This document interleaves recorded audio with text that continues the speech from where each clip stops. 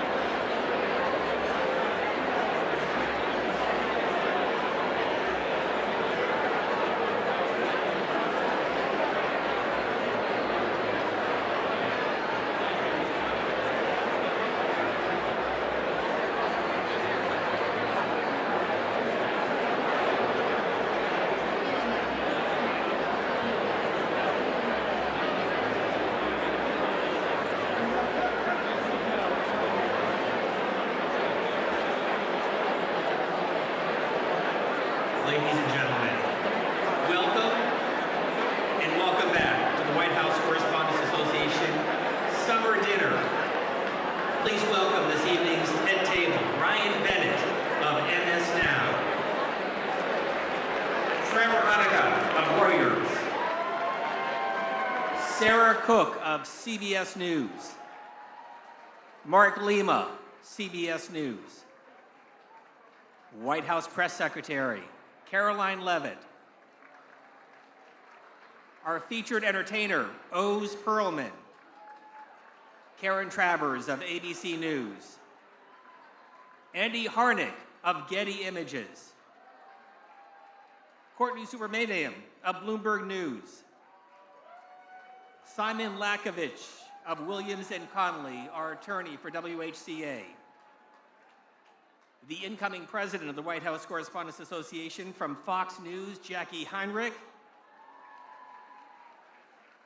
and the outgoing president, Weijia Zhang of CBS News.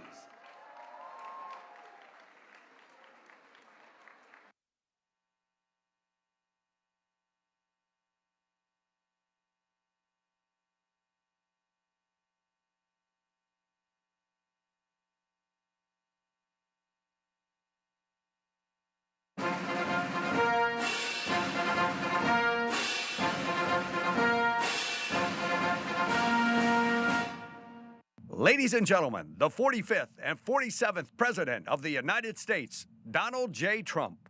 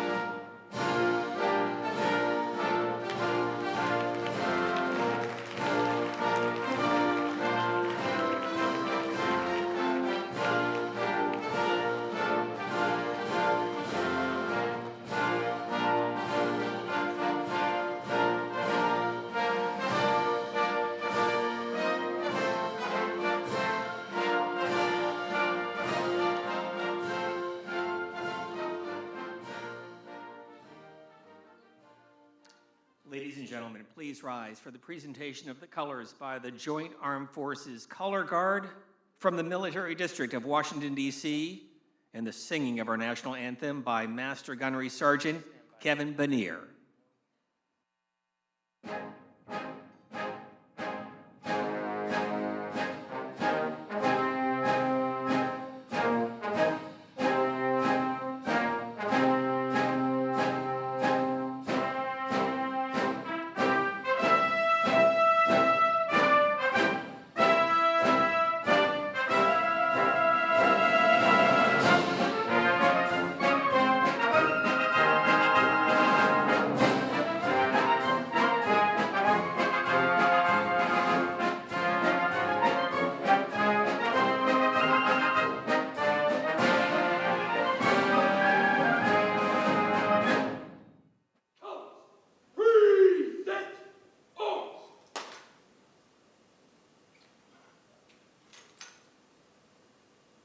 Oh, say, can you see by the dawn's early light what so proudly we hailed at the twilight's last gleaming, whose broad stripes and bright stars through the perilous fight o'er the ramparts we watched were so gallantly streaming, and the rocket's red glare, the bombs bursting in air, gave proof to the night that our flag was still there. Oh, say, does that star-spangled banner yet wave o'er the land of the free and the home of the brave?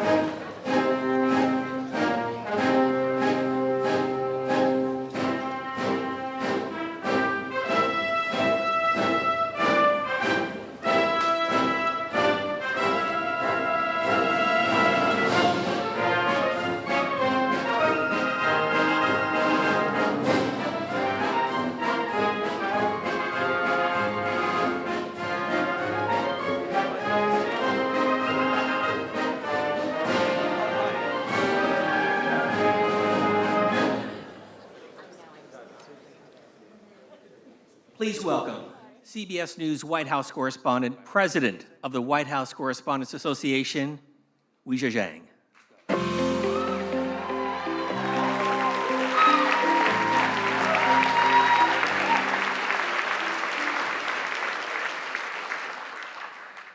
Good evening, everybody. Let's try this again. Because one thing about this press corps is we always have a follow-up. Welcome to the 2026 White House Correspondents' Dinner, a tradition spanning more than a century and one we are especially proud to continue tonight. President Trump, thank you. Thank you for being here again. Thank you for all your support as we reschedule this dinner. White House Press Secretary Caroline Leavitt and your team, thank you too. Cabinet members, members of Congress, distinguished guests, welcome. And of course, WHCA members, thank you. Many of you were also with us in April. You came as guests, but within moments, you went to work. Please sit. You shifted into reporters, taking notes, capturing video, streaming live, even as uncertainty and anxiety filled the room. Law enforcement ran toward danger. Administration officials met backstage to gather facts. And Mr. President, you went straight to the podium in the White House briefing room to answer questions from journalists, all of us still in our gowns and tuxedos. That night will go down in history, and so will our response. During that news conference, President Trump said the ballroom was totally unified and that it was a very beautiful thing to see. 3 months later, it still is. Whatever may divide us, we stand together against political violence.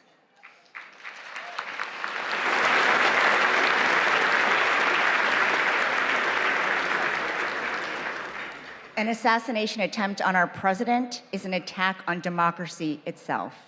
Tonight,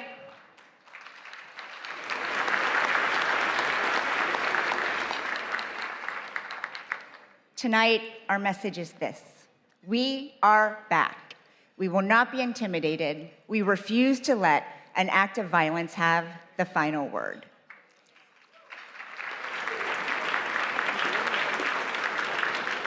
Later, we will honor people whose courage and grace in April prevented the evening from becoming much worse. We'll also celebrate the exceptional work of our colleagues, the students who want to join our ranks, and the First Amendment that protects it all. But first, enjoy dinner and be good to your servers. We'll see you soon.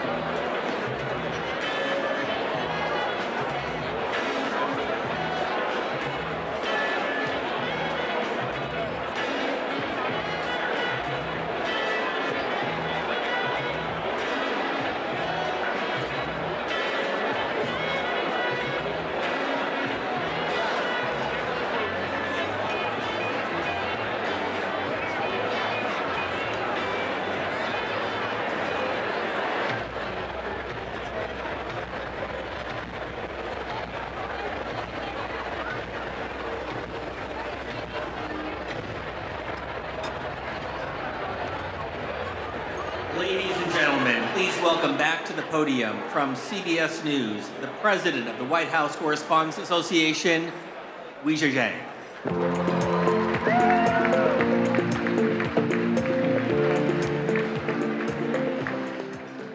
Welcome back to the 2026 White House Correspondents' Dinner. I hope everyone enjoyed their meal. Since Calvin Coolidge became the first president to attend this event in 1924, nearly every sitting president has joined us at some point in their term. The tradition is rooted in a simple principle, that a president and the press corps that covers him can share a meal and even a joke. This dinner has never lacked for opinions. I know everyone has a lot of feelings about it, even under normal circumstances, and people ask, should it still exist? But every year, we pack the room. In fact, we just did it twice.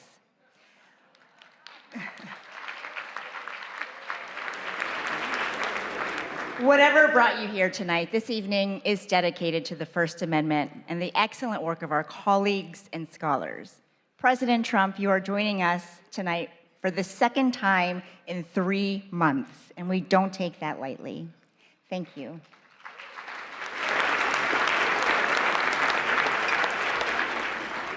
Thank you again to Press Secretary Caroline Leavitt and the White House press team.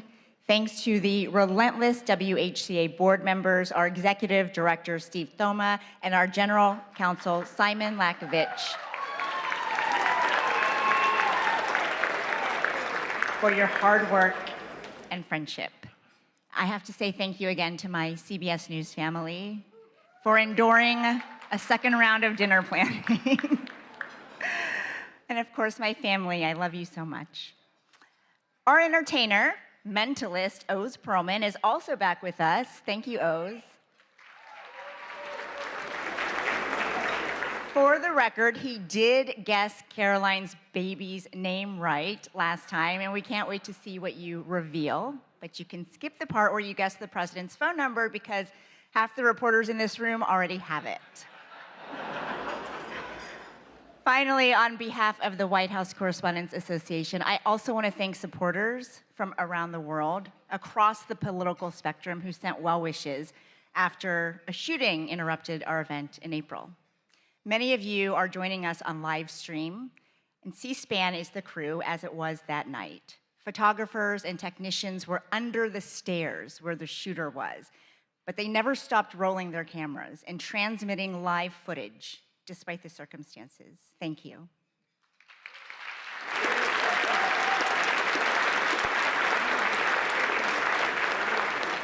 That night tested all of us, but it revealed something worth fighting for.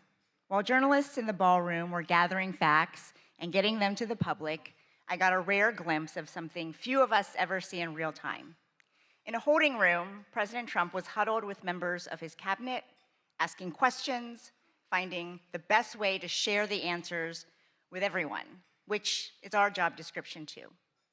I keep coming back to that split screen, not because it was dramatic, but because it quietly proved no matter how complicated or tense the relationship is between the press and the presidency, what we share is far more important than anything else. And that is our duty to serve the American people.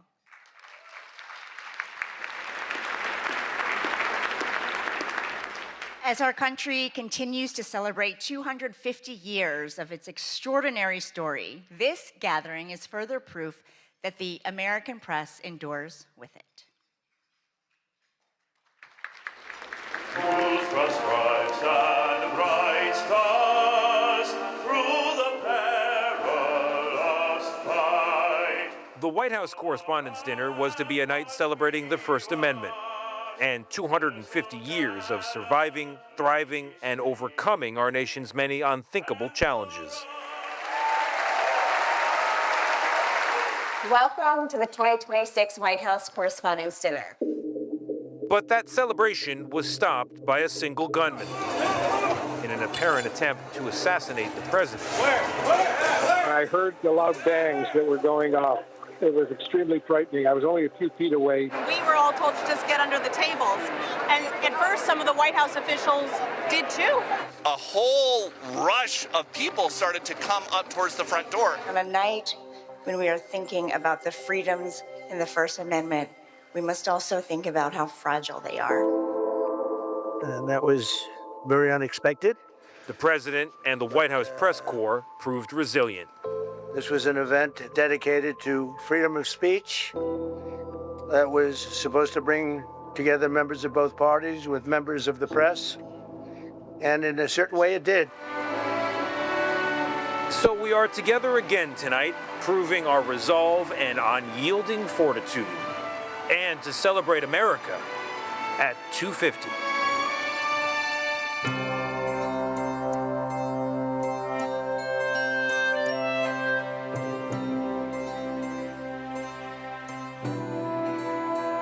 Hello from 1789. I'm James Madison. Yes, that James Madison. I wrote the First Amendment. At the time, we worried a king might control the press. Turns out you're now worried about tweets, algorithms, and people yelling on television. Let me clarify the rule. The government doesn't get to shut the press up, not when it's wrong, not when it's annoying, and not when it's asking uncomfortable questions. The First Amendment and the freedom of the press, it is the foundation of our democracy. The freedom that we have to speak our mind, to share our views, share what we know. It's just so remarkable that we're able to question our world leaders, question the most powerful man in the world because of the First Amendment. As we mark the 250th anniversary of our birth, I'm hopeful that people throughout the country will come together to discuss the importance of this history and to appreciate even more what our ancestors did to secure our liberty and freedoms, including freedom of the press. Good afternoon, everybody. Well, I see we're trying a new experiment this morning. I hope it doesn't prove to be a disturbing influence. Our goal is to try to rock the boat, and we're supported by the First Amendment. I hope Ike would be proud of us. Are you thinking of taking control of Iran's oil? We have a very vigorous group of people representing all different points of view, including a lot of the foreign press. Daqui a pouco, o presidente Donald Trump. I just told him I've got to come over and see the fake news. Let's go. The presidents throughout history have complained about how they're treated in the press. We don't stop the publication of any papers. We don't fine anyone for something they say. And that's okay. That's part of the process. Why are you so confident he'll change his behavior, Mr. President? Yeah, I'm not confident changing behavior. What do you do over there? So when did I say I was confident? I don't want to be back at the White House today. It's a young person's game. And I have great admiration for the reporters who are there because they have a tougher job than I ever had. That's enough. Put down the mic. I must say, today, folks, the reporters at the White House, my hat's off to you. Go ahead, Peter, go ahead. In Jim's defense, I've traveled. Whenever we face pushback from a politician or even from a president, it's not about us as a journalist. It's about the person we're covering. Well, I'm not a big fan of yours either, so I understand. To be honest. So let me ask you a question if I can. Our job is to just keep asking tough questions. Our founders were often distraught about the press, the highly partisan media of their time. Yet Jefferson famously championed a free press, noting that he preferred newspapers without a government to a government without newspapers. That's right.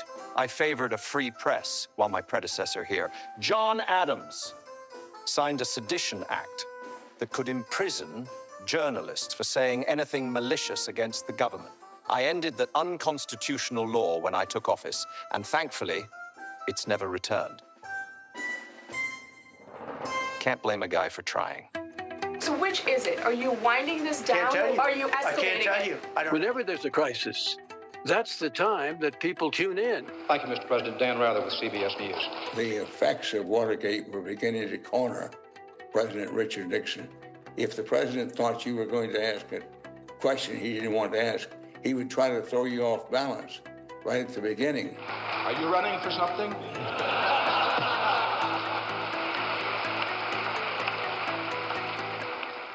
No, sir, Mr. President, are you?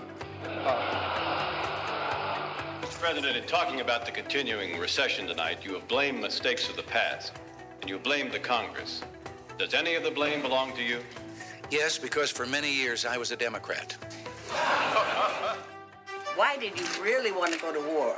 When we push them to answer questions on the record, they have an opportunity to explain their reasoning, explain their thinking, explain their goals. Can you tell the country, sir, why you are content with all the fanfare around this deal to leave the conscience of this nation and the strength of this nation unaccounted for in relation to these 4 Americans? The notion that I'm content, Major, that's nonsense. And you should know better. Well, everybody, have a good trip. Well, you can't fall asleep on Air Force One because you never know when the president's going to come back and take questions. It's going to be a very long trip, right? Dan Compton, who's been with the president all day, is on the phone from Nebraska. On 9/11, I was part of that small travel pool that the White House agreed to take on what was a 10-hour odyssey. The president might be a target as well, and that is why he has come to as secure a place as he could. The White House made sure that we had phone connections and that we had access to the president. It worked exactly the way it should. So I dialed President Trump's number, and he picked up, just like anybody else. I just got off the phone with President Trump. It was a roughly 9-minute phone interview. I've covered 5 different presidents. I have never seen one other than Donald Trump who regularly takes phone calls from reporters. New media is massively important to our country. Here's what you missed if you weren't tuned in. We utilize social media to help people understand what we're talking about, breaking it down in digestible ways so that they can understand even the more nuanced news that's going on here at the White House. And today we went through the Rose Garden into the Oval Office to see every single outlet that's at the White House is shaping the national news. All of these outlets have a place here, and all of our audiences deserve to know what's going on in our country and in this White House. I don't think it's unusual for a president to be criticized. That seems to be one of the things that go with the job. As we look back over history, almost without exception, the better presidents at the end of their term have actually thanked the press in the spirit of, you had your job to do, I had my job to do, and that's the way the country goes together. Truth be told, in the greater scheme of things, you are, I hesitate to say this, more essential to that common pursuit than I am. And that's why freedom of the press is and must always be above politics. My friends say, what is it like to deal with the press corps? I said, these are just people that are trying to do the best they possibly can.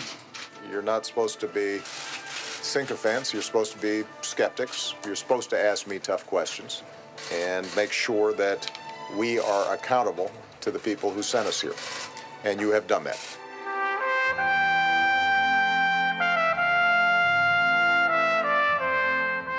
I wonder whether the founding fathers might look with delight at the kind of vibrant conversations that Americans today are having in the national media, in social media. It's a very vibrant conversation that has its roots 250 years ago. The noise you experience today, though at times overwhelming, is not necessarily a sign of decay. It may in part be the sound of liberty, exercising itself somewhat chaotically, to be sure. The true danger lies not in a press that is too free, but in one that forgets why it was made free at all. Enjoy the rest of the evening, and thanks for helping us reach 250 years of American democracy. Cheers. Cheers.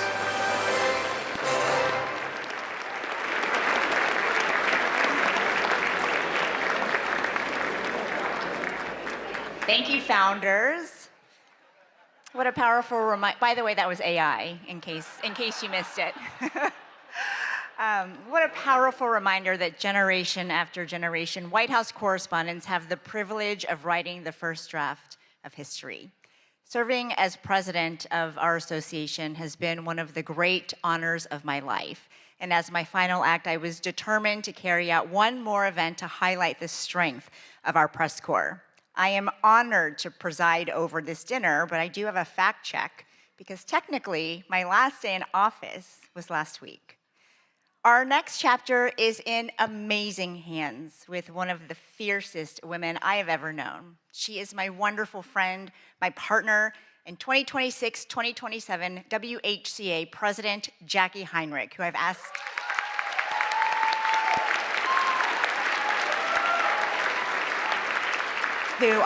to help present two very special awards. Jackie.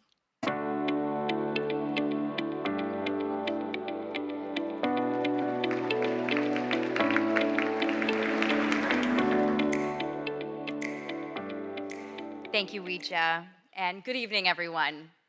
Before anything else, I want to recognize Ouija Jiang for her leadership, her unwavering commitment to this press corps. Ouija, you have really represented this association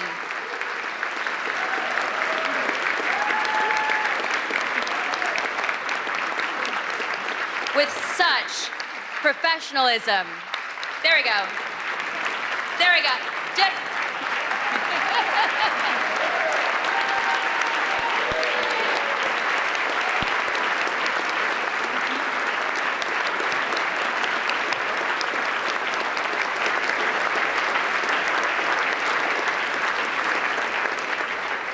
And she has represented this association with such professionalism, integrity, grit, and I am so deeply grateful, not just for your example, but also more so for your friendship. And to our members, I am humbled that you've put your trust in me to lead the White House Correspondents Association for the next year. And I look forward to working alongside all of you as we continue our shared mission. Pursuing the facts without fear or favor, and exercising the freedoms protected by the First Amendment in service of the American people. The attempt on President Trump's life last April was a sobering reminder that democracy is not immune to violence, and the freedoms that we cherish can never be taken for granted. Political violence must have no home in America.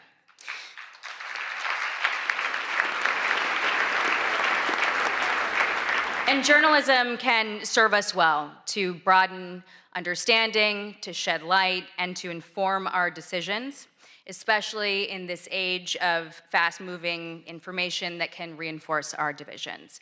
And we are grateful to have President Trump here tonight, taking part in this tradition that recognizes the essential role of a free press in our democracy. Thank you, President Trump. The events of that night also revealed the resilience of this press corps, the all-American sense of resolve that no act of intimidation will silence us, and the endurance of the First Amendment.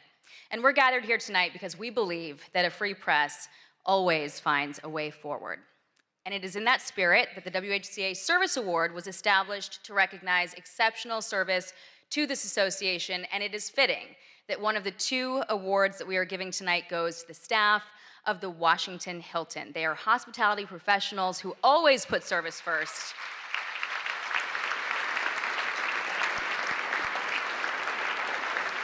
As harrowing events unfolded that night, their courage was on full display. The kitchen workers, the ballroom wait staff remained at their posts. When President Trump urged that the evening should continue, they prepared to serve more than 2,600 guests while they were still processing the shock alongside all of us.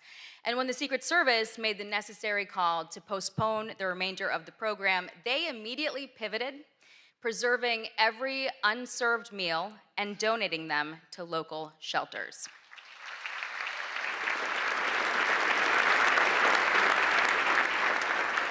And many of these dedicated professionals have worked dozens of White House Correspondents' dinners since this event first moved to the Washington Hilton in 1968. And 58 years later, we are deeply grateful for their partnership. We are proud of the history that we've built together, and we are excited to return to the Washington Hilton next year, stronger than ever.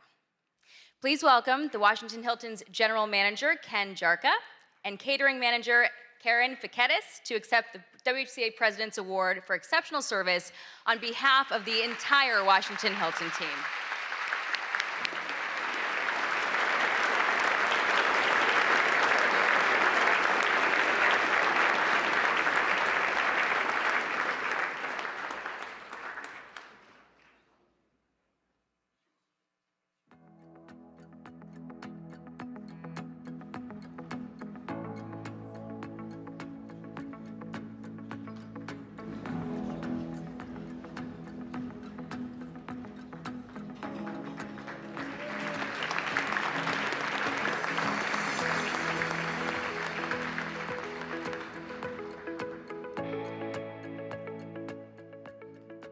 Congratulations, and thank you, Jackie.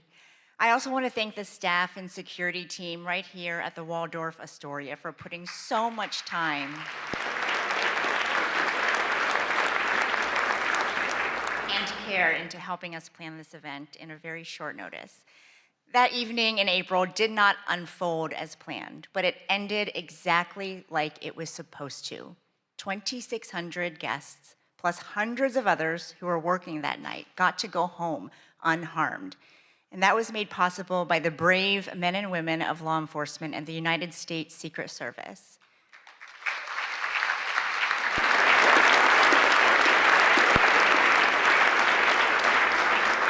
On behalf of every person who was inside that ballroom, and every family who got to hear their loved ones say, "Don't worry, I'm okay," we thank you. One officer placed himself directly in harm's way and engaged the armed suspect. Even after gunfire struck his protective vest, he stayed in the fight, and the attacker was stopped. I know many of us have wondered, what if he hadn't acted in that exact way? What if he had waited a few more seconds? His courage that night reflects the core values of the Secret Service: duty, justice, courage, honesty, and loyalty, and as a commitment to safeguarding his country and community. They also shaped his career, first as an infantryman and section leader in the United States Marine Corps, and since 2022 as an officer of the Secret Service, protecting the White House complex and our nation's leaders.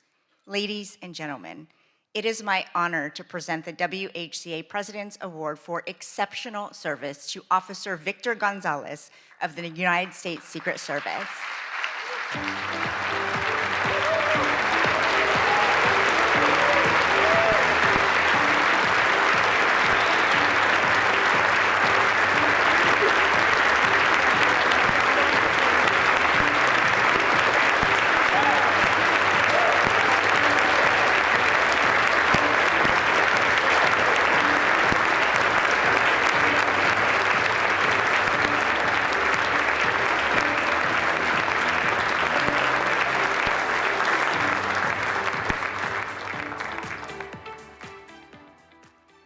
Thank you again, Officer Gonzalez, and to all the law enforcement officials who work around the clock to keep us safe. Democracy is defended in many ways, sometimes with a badge, sometimes with a notebook and a deadline. The White House Correspondents Association started as a group of 50 reporters, and I am proud that our membership hit a record number in 2025, more than 1,000 people, including many from new media outlets. Our press corps covers the presidency at all hours of the day in their personal lives. They miss out on a lot so that the world doesn't have to. If you're a past WHCA president here tonight, please stand.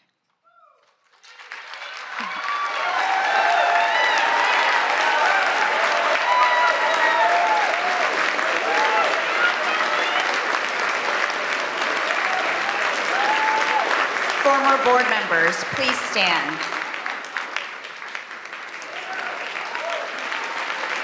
Our chief White House correspondents, please stand.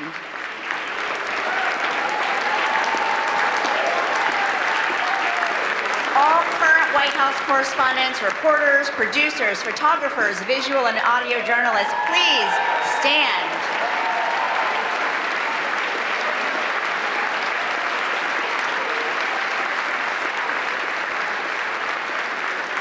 And tonight, I also want to salute our colleagues in the Pentagon Press Corps. Your work is invaluable, especially as our nation is at war. Please stand.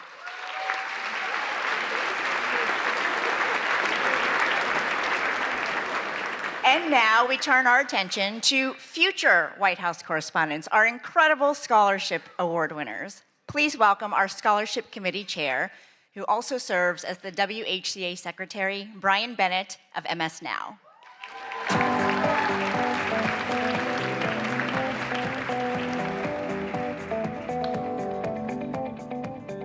Hello, everybody.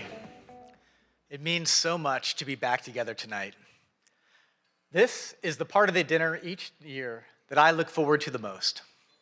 We have an incredible group of young journalists with us who are the recipients of this year's White House Correspondents Association scholarships. Since 1991, the WHCA has awarded scholarships to hundreds of journalism students.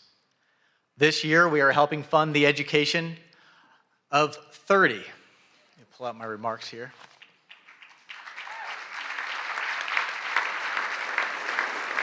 30 students from 16 colleges and universities. They are from schools all over the country: Arizona, California, Illinois, Iowa, Maryland, Missouri, New Jersey, New York, Ohio, Puerto Rico, Tennessee, Virginia, Washington, D.C. We have important partners who extend the reach of our giving, and you all are a part of that. The WHCA and our partners went to great lengths to make sure as many of our scholars as possible could be here tonight with us. And I'm happy to say that 26 out of the 30 of them were able to return for the second dinner.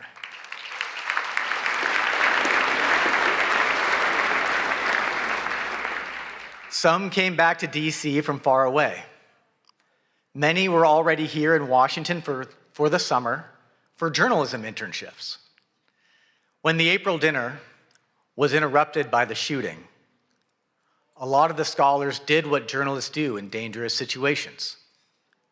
They started reporting, and they reported for their college newspapers. They are already showing their commitment to the work that we are all here to celebrate. Our dinner is the primary fundraiser for our association and our scholarships, and because of that generosity, we were able to increase the amount of several scholarships this year. Thank you for being a part of this and supporting this work. And we also want to say thanks to the America 250 Commission for your generous donation to our scholarship fund. The scholars not only receive financial help to pay for school.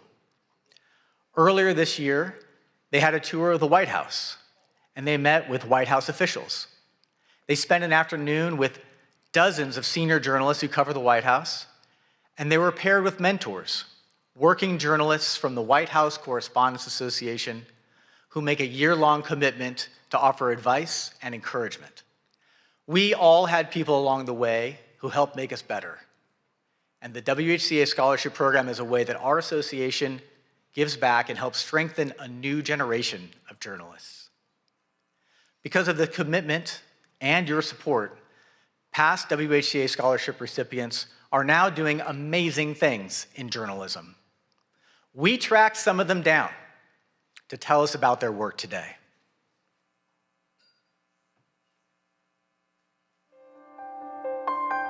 Being a White House Correspondents Association scholar opened up a new world for me. Being a scholar meant that I could have the financial freedom to do what I wanted. Being a WHCA scholar gave me access to so many mentors and a world of opportunities here in Washington, D.C. It gave me the chance to connect with other journalists, other members of the association. Journalism is important, and especially here at the White House, where every day, every hour, every minute even matters.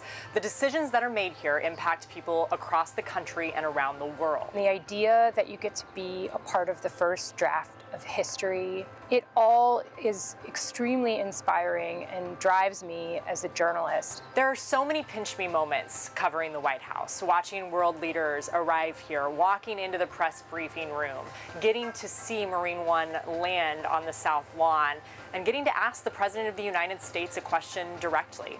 Being selected as a White House Correspondents Association scholar has played a huge role in my career. I was there as President Biden gave a toast to the freedom of the press, and also as Kim Kardashian strutted across the runway and posed for pictures among a room full of talented journalists. The stars, the outfits, the photographs. And I remember too, that was the year that Brittany Griner had just returned home. And so being able to see her was really emotional. I was also inspired looking around at all the different scholars and how excited they were. And I think their excitement influenced my excitement about it. And it really was an eye-opening experience about just how important this role is. This White House press corps is not a mythical world. It exists, and it is something that I can aspire to be a part of. And I owe a lot of credit to the WHCA for getting me here. So many journalists involved in this organization were willing to chat with me, to invest in me. And it's a cycle because of what they were able to pass on. I hope that I can play a role in doing that for the next generation as well.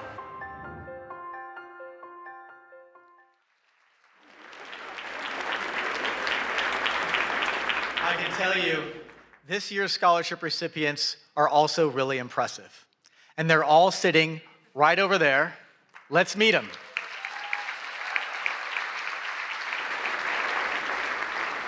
Please stand as I read your name.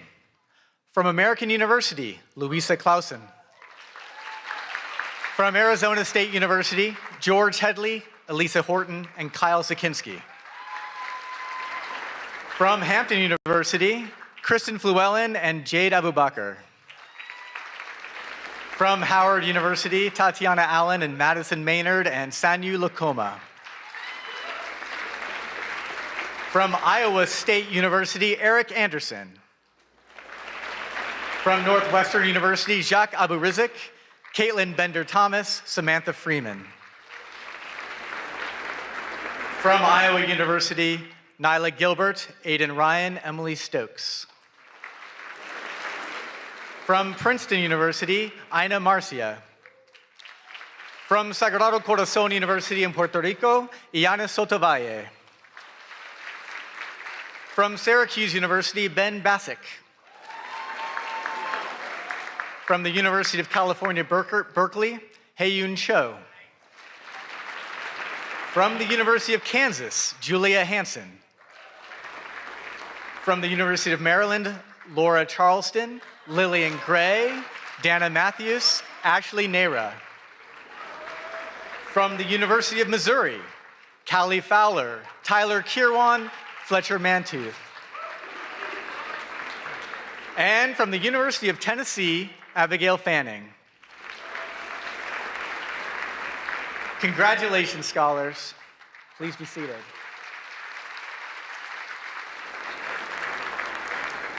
There's one more scholarship that requires special attention.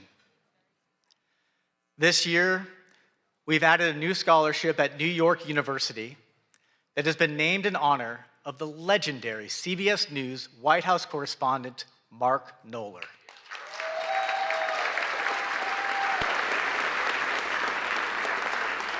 As you all know, Mark passed away in August. And if you needed to know how many times the president had been to Camp David, or went on vacation, or played golf, Mark Knoller always had the facts. And he was always willing to share. To remember Mark and to commemorate the new WHCA scholarship at his alma mater, NYU, here is a tribute put together by his friend and CBS News chief correspondent, Major Garrett. I'm Mark Knoller, CBS News, and you could say that I'm kind of the CBS News numbers man at the White House. You could say that, but that's less than half the story. Can you justify your role? Mark did keep a log of presidential actions, everything from speeches and press conferences to vacations and foreign trips. By my count, President Obama had 65 domestic trips in 2010, spanning 104 days. Knoller's numbers were so precise, White House aides used them to backfill or correct their own records. Historians and journalists came to rely on Knoller's database, which he never hoarded, always shared. Mark. Knoller. Mark Knoller. Knoller considered that database the heartbeat of the presidency. To understand and cover a president, you had to know and remember all of a president's actions. President Obama does like to play golf. Since taking office, he has played golf 57 times. I'll be glad to answer a couple of questions. Mark Knoller, are you with us? You bet. Those who watched Knoller work were left in awe. Every White House reporter logs long hours. None logged as many as Knoller. I'm one of those lucky people that gets to work at something he loves doing, And so I really don't feel as though I'm sacrificing anything, spending long days here. Prolific and accurate reporting mark Knoller's hallmarks, which serve the presidency and the nation well.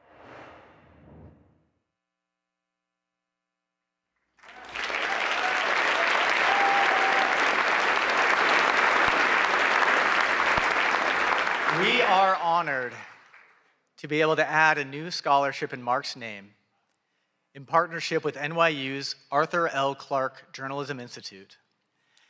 And even more happy to announce that the first recipient of the Mark Knoller Scholarship is Avril Silva. Please stand, Avril.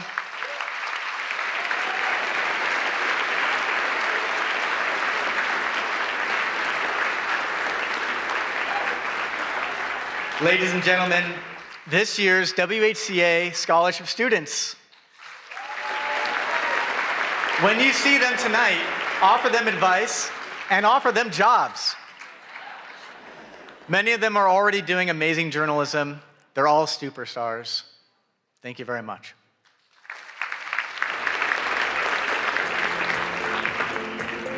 Please welcome the chief correspondent for ABC News, the co-anchor of ABC's This Week, and a former president of the White House Correspondents Association, Jonathan Karl. Not quite yet, actually. Sorry about that. John, you're gonna have to wait a second. We have a lot to celebrate this evening, everyone. We want to give a special thanks to those who value the work that we do, the freedoms that we stand for, including Paramount, the Emerson Collective, and the Knight Foundation. All of them made donations to the WHCA after our April dinner was interrupted. And it is, by the way, our one fundraiser of the year. Their support will help our scholarship programs and our general operations in the next year. Thank you all very much.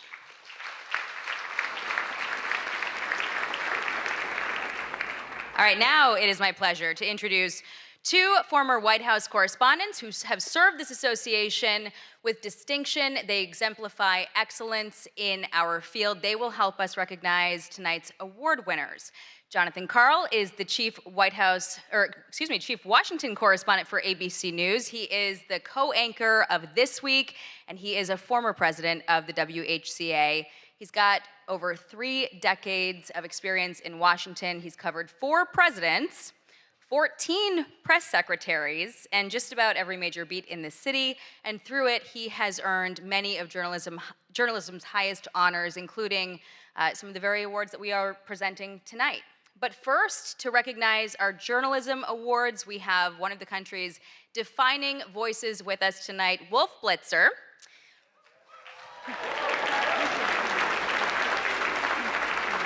Wolf is CNN's lead political anchor. He's the host of The Situation Room, and he's been a staple of CNN's political coverage since 1990, earning a reputation for steady, authoritative reporting on some of the most consequential moments in modern history, and earning multiple Emmy Awards himself for his distinguished career. Please welcome me in joining Wolf to the stage.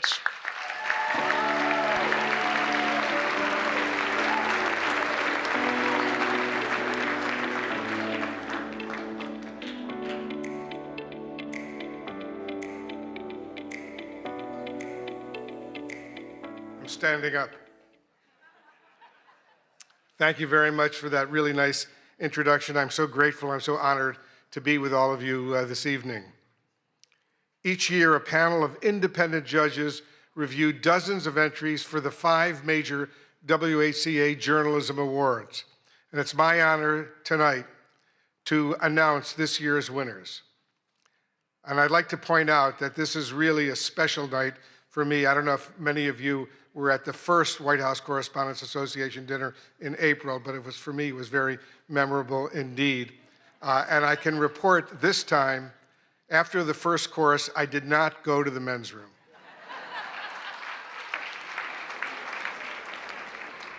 I've been to this dinner over these many, many years. I spent 7 years as a White House correspondent, and I just want to remember with real excitement and passion who often came with me to these dinners over these many years, and that was the man who hired me at CNN, the man who created CNN, the late Ted Turner, who recently passed away. And he was a not only a mentor and a good friend, but he loved journalism. When he hired me, he said, "Remember, Wolf, we're the cable news, capital N, capital E, capital W, capital S network. This is where the news comes first, and don't forget that. Forget about your own personal opinions. Just report the news fairly and accurately, and if you can, do it first." And that's what I've been trying to do over all of these years. So let's remember Ted Turner, what he did for not just for CNN, but for CNN and all of the news organizations over these many, many years. The Aldo Beckman Award for Overall Excellence in White House Coverage, named for the late Chicago Tribune correspondent and former association president Aldo Beckman, goes to, and let's give him a big round of applause, Josh Dawsey of the Wall Street Journal.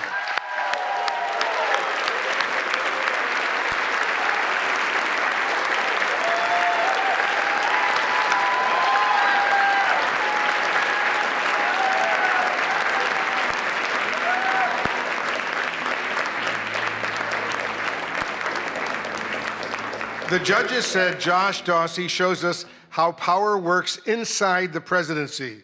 And over the past year, his reporting has revealed how decisions are made, who influences them, and how power is exercised at the highest levels.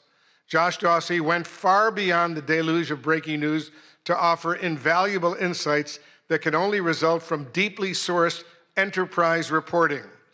In the tradition of Aldo Beckman, he exemplifies integrity, persistence, and a steadfast commitment to holding power to account. Ladies and gentlemen, the WHCA is pleased to give the Aldo Beckman Award to Josh Dawsey.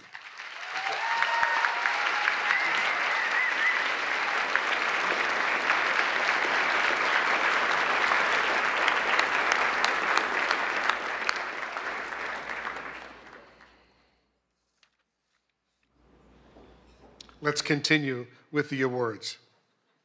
Thank you.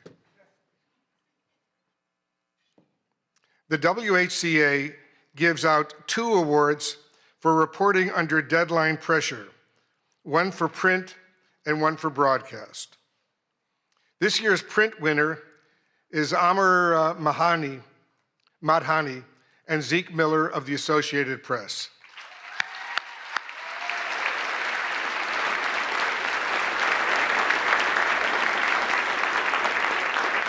When sources leaked that Trump administration officials were attempting to purge the National Security Council of staff deemed not sufficiently aligned with the president's agenda, Madhani and Miller quickly moved to verify the claim.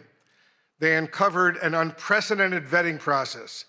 NSC staffers were asked about their past political contributions, voting records, and social media posts as a gauge of loyalty to the president. Ultimately, more than 150 NSC aides were removed, resulting in the loss of considerable foreign policy expertise. The story that Madhani and Miller produced is as consequential as it is revelatory. Please welcome Zeke Miller accepting the award on behalf of the team.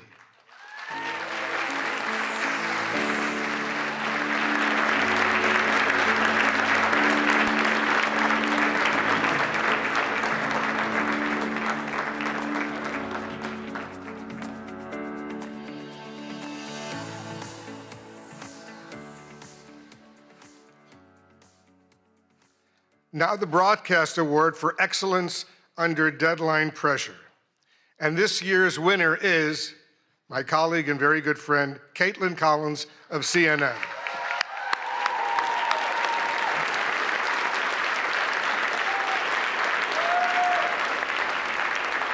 Reporting by CNN's Caitlin Collins on a historic showdown in the Oval Office between President Trump and Ukrainian President Zelensky launched a memorable day of nonstop insight and analysis, including her exclusive interview with the Secretary of State, Marco Rubio.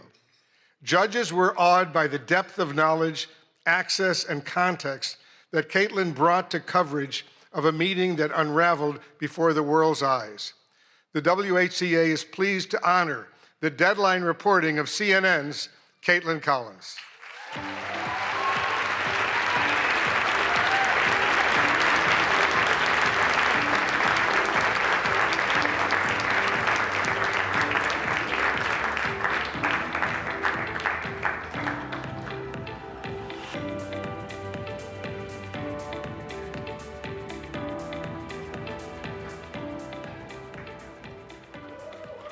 Let's give Caitlin another big round of applause.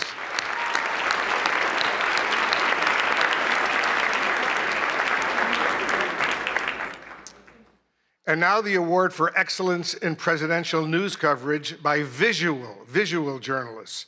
This award recognizes a video or photojournalist for covering the presidency at the White House or in the field. And this year's award goes to Andrew Harnick of Getty Images.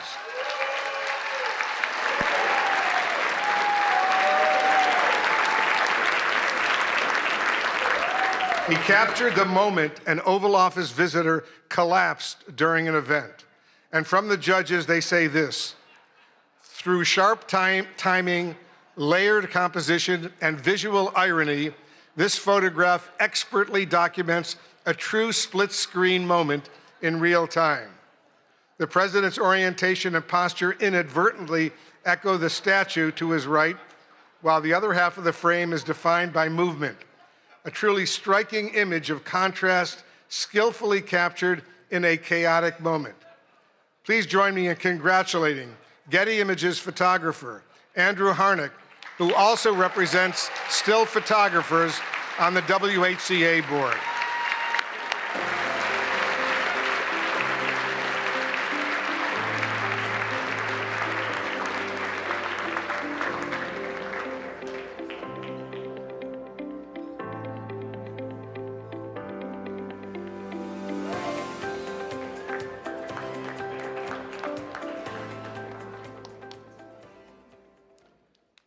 There are more. And now the Katharine Graham Award for Courage and Accountability, named for the legendary Washington Post publisher, and it comes with a prize of $10,000. This year's award goes to the Wall Street Journal.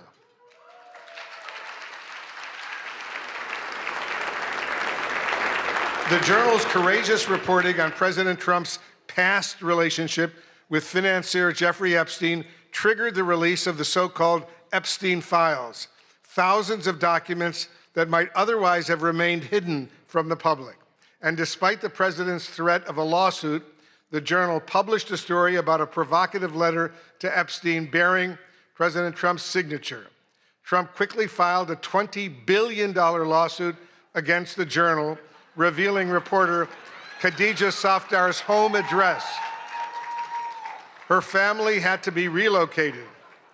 The Journal was kicked off of Air Force One, but the reporters continue to file revelatory stories. Please welcome the winners of the Katharine Graham Award from the Wall Street Journal: Khadija Safdar, Sadie Gurman, Annie Linsky, Josh Dawsey again, Alex Leary, Rebecca Ballhaus, and Ryan Barber. Their colleague, Joe Palazzolo, could not attend tonight.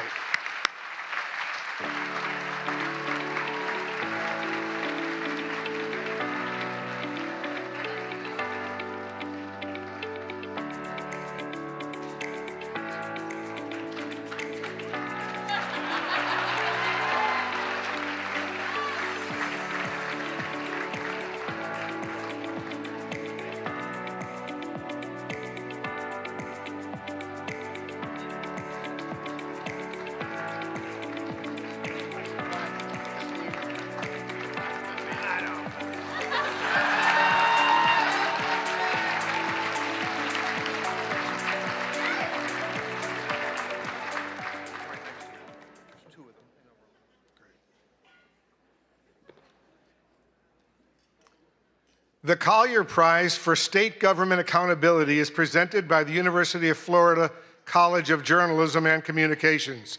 And this is the award's 7th year at dinner, and it comes with a check for $25,000. It's a lot of money.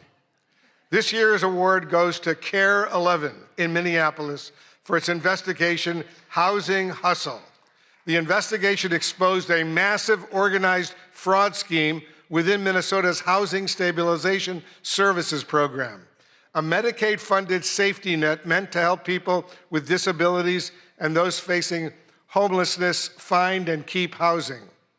Reporter A.J. Legault uncovered ethical and oversight breaches at the highest levels. The investigation drove sweeping state reforms and waves of federal probes and charges, said one Collier juror. KARE 11's rigorous and piercing investigation of Medicare fraud had undeniable impact, including the suspension of more than 130 companies from the ability to bill Medicaid, the state terminating the HSS program, the firing of the state official in charge, federal raids, subpoenas, indictments, and convictions, and enhanced screening, oversight, and suspension powers for regulators. Here to accept the award from KARE 11, our reporter A.J. Legault and producer Gary Knox.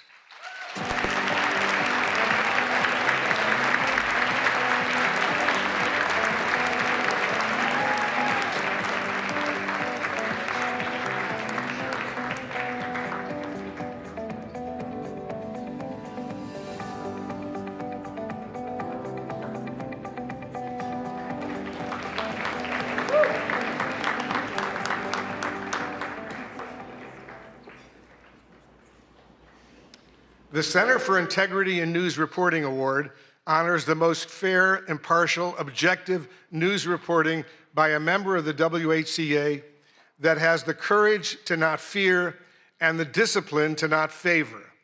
It's sponsored and administered by the Arkansas-based Center for Integrity in News Reporting and comes with a prize of $25,000. The award goes to Tyler Pager of the New York Times. The judges said that in his coverage of the first year of President Trump's second term, Pager demonstrates a disciplined, even-handed approach across a wide range of subjects, including supporters and donors, foreign policy, the Justice Department, and energy. The stories take readers inside consequential presidential decisions while presenting the facts. The work is deeply sourced and carefully verified, reflecting a clear dedication to getting it right without bias. Taken together, this body of work stands as a strong example of fair, impartial, and objective journalism, precisely the standard this award is intended to honor.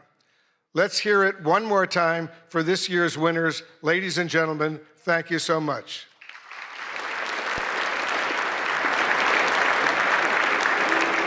But before we do that, Tyler,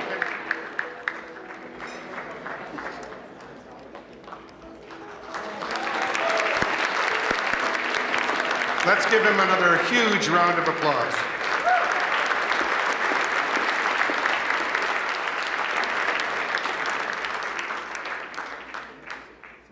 And it's now my pleasure to introduce my good friend, longtime colleague, Jonathan Karl.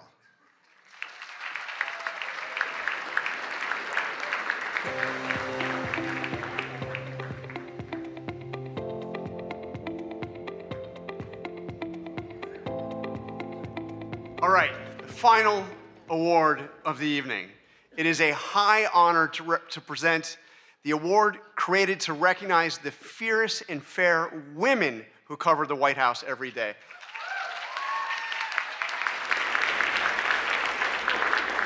But first, I just want to give a big thank you to Weijia Zhang. Weijia, your leadership was steady when steadiness was in short supply. You refused to let an act of violence take this dinner away from us. And because of you, it has gone on. You insisted that happen. Thank you. Awesome, courageous. And Mr. President, I want to say it matters that you came here tonight. Thank you. For more than 100 years, presidents have chosen to sit in a room of reporters who ask tough and often uncomfortable questions and who report without fear or favor. It's important. Thank you for being here. And in that spirit, I am thrilled to present an award named after two women who didn't just cover history, they helped make it. In 1947, a woman joined the White House press corps and changed it forever. Her name was Alice Dunnigan.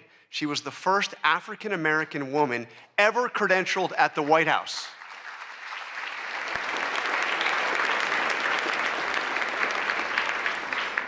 And just a few years later, she was joined by Ethel Payne, and together they looked the most powerful man in the world in the eye and demanded answers about civil rights for Black Americans.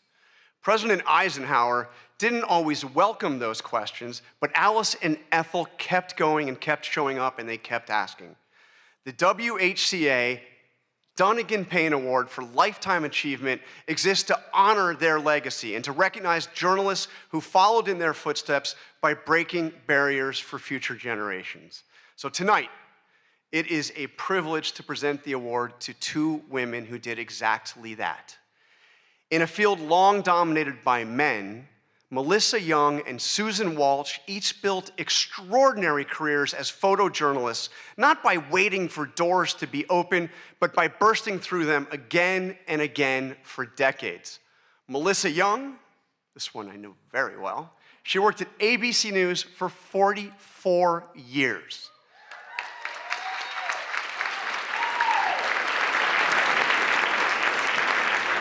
She began in local television in Miami and worked her way to Capitol Hill in the White House, where she was one of the first female photojournalists in the press corps.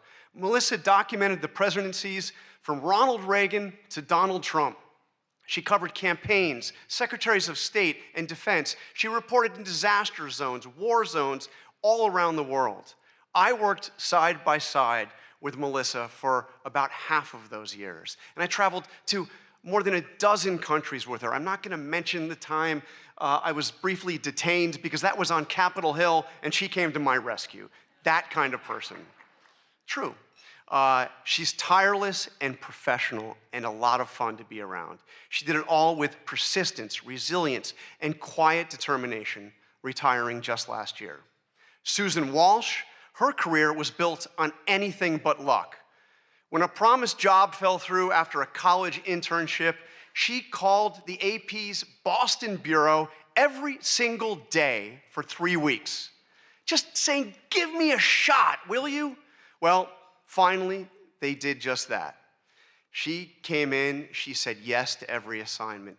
She worked her way up. She got to cover Super Bowls, Boston marathons, 5 Olympic Games. She transferred to Washington in 1997. And from there, she went on to photograph every US president from Jimmy Carter to President Trump, traveling the world as part of the White House press corps.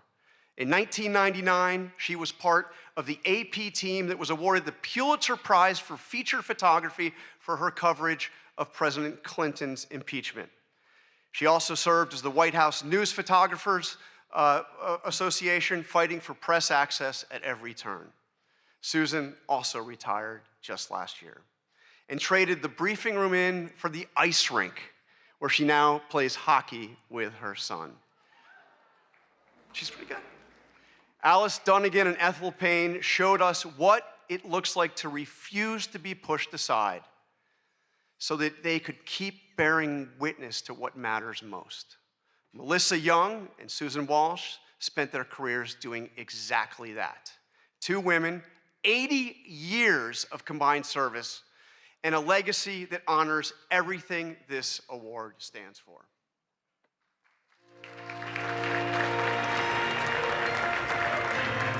My job gave me purpose. I had a lot of fun.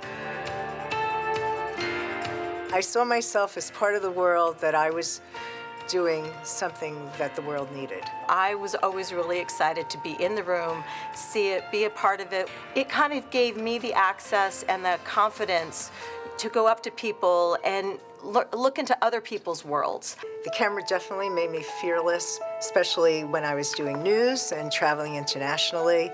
You had to be aggressive, and that's when I had to be someone who I wasn't really sure I recognized all the time. 8 inaugurations, 5 Olympics, 6 Super Bowls, World Series, lots of sporting events, APEC summits, NATO summits. You traveled in a way you would never do as a regular person. I remember being in the palace with Fidel Castro and Jesse Jackson, And I was just walking around and, just like sort of going, whoa, here I am. One of the craziest, wildest ones that I'll always remember is when I was with President Trump at the DMZ. I swear there were times that I don't think my feet hit the ground as we were being moved, and it was such a chaotic, crazy thing. 9/11 happened, and that just completely changed my life. That's when different kind of travel started for me. When they asked me to go with President Bush to Iraq, there I was, and an Iraqi journalist stood up in front of me, literally in front of me, and threw a shoe. Secret Service jumped on him. I was right behind him. I remember trying to hold on to my tripod so I can keep shooting. And then when it was finally over, they rushed us into a room to do an interview with the president. I think I started to see that what I did was really important. I was traveling overseas with Jill Biden, and we slowly went into Ukraine, get the picture of First Lady Biden meeting Mrs. Zelensky, and for all of I love you guys, my writer friends, but for all you writer friends who didn't want to give me a spot in the van, my picture ended up on the front page everywhere, and your stories got bumped inside. Sorry. And I hope there are more women that will follow through on this, especially in television, because it really is a great job. It was always such a compliment to be considered one of the boys, one of the guys. And now that I'm older and there's many more women doing this job, I'm like, you know what? We're gonna claim our space. You guys can be one of the girls, because we got this. Yeah. We got this.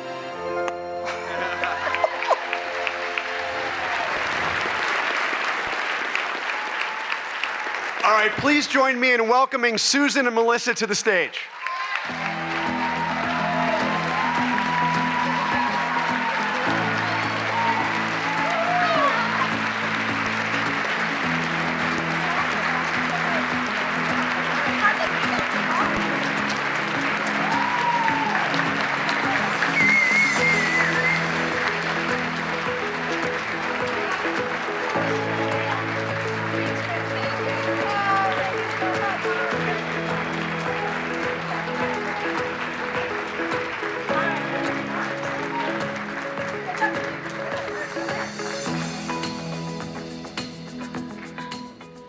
Can I say this is pretty awesome? I spent most of my career down in there, so I thank all the photographers and the photojournalists who had to cover this event.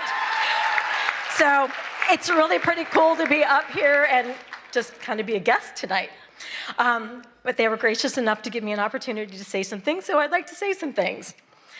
First, Ouija, Jackie, and the entire Correspondents Board, I just want to thank you guys so much for selecting me this year, me and Melissa. I hope not to get emotional here. This award means like the world to me. I'm such a sucker. Sorry. I got this. This award means so much, not because it's named for two incredible trailblazing women, but because honestly, I felt that this association didn't always value what we did as photographers. And, there were many times that Melissa and I were the only two women in the White House travel pool, and I just have to say, things have changed, and I love it. So there's a whole lot more women out there, so yeah.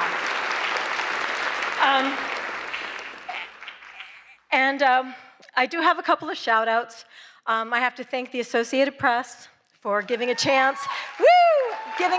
to a young photographer oh so many years ago. I truly hope I made you proud. To my son, Johnny, oh gosh. I practiced this and I was okay. To my son, Johnny, who's here tonight, thank you for putting up with your mom's crazy work schedule. I love you. And yes.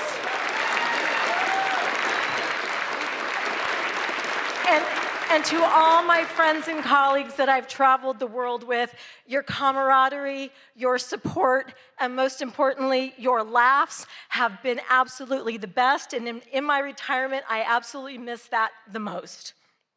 So thank you for all of that. And then finally, To all the journalists out there who are working incredibly hard to report the truth, despite access issues, insults, and subpoenas, keep it up. Your work matters, and we need you now more than ever. Thank you so much for all you do.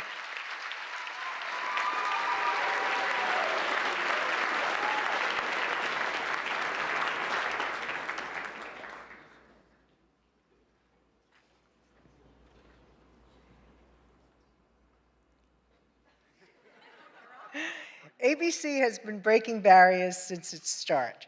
Innovation is in our DNA, and being part of this work has always been my goal.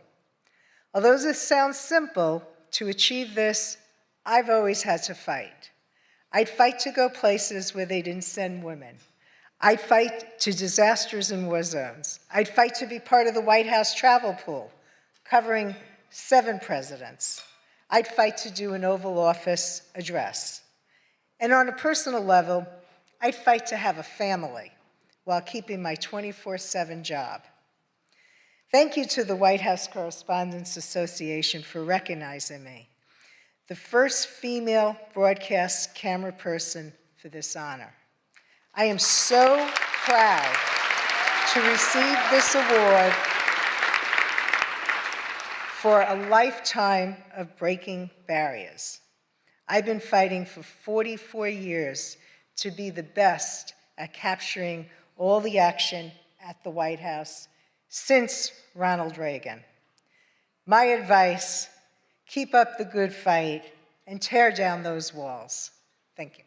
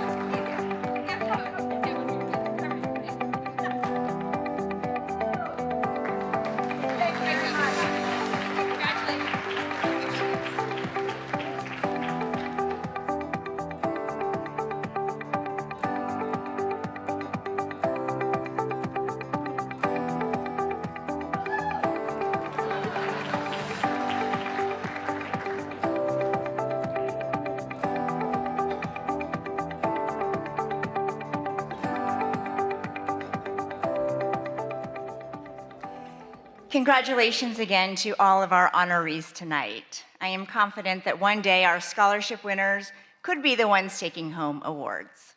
After all, not that long ago, we were you. Young people passionate about journalism and determined to make it work.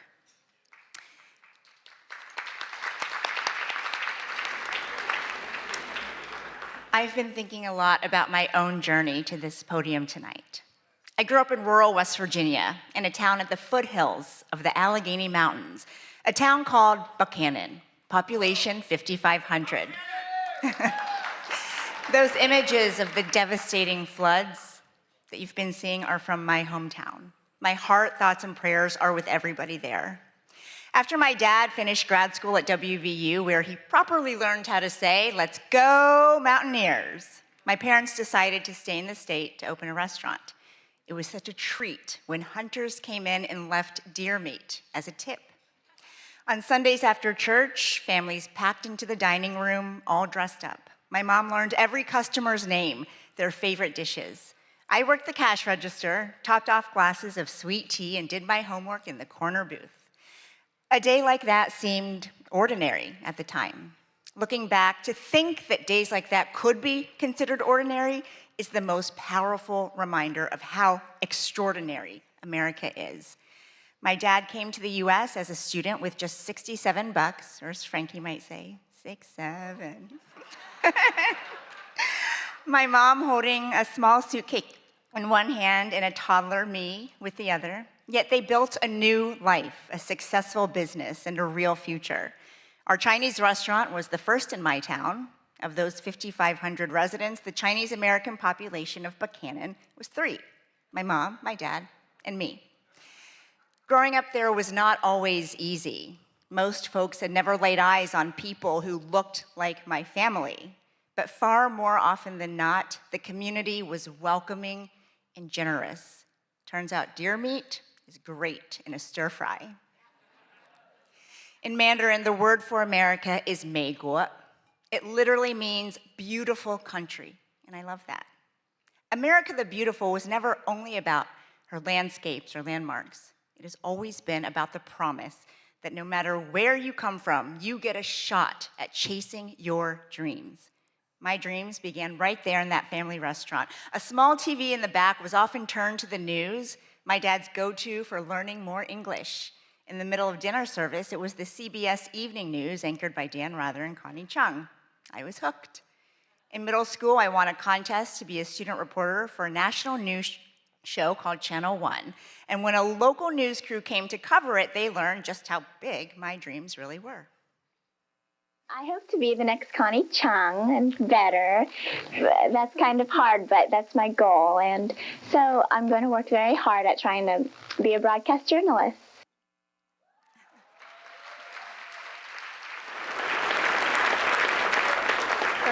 Years later, it's surreal to say that I've sat in Connie Chung's old chair to fill in on the evening news. And Connie and I have talked about how the White House beat and the White House Correspondents Association used to be a little bit of a boys' club. For decades, women could be members, but they were not invited to sit at this dinner until 1962, when a woman who would become Dean of the Press Corps insisted. Thank you, Mrs. Helen Thomas. So tonight it means everything to stand here as the first woman of color ever elected president of this association in its 112-year history.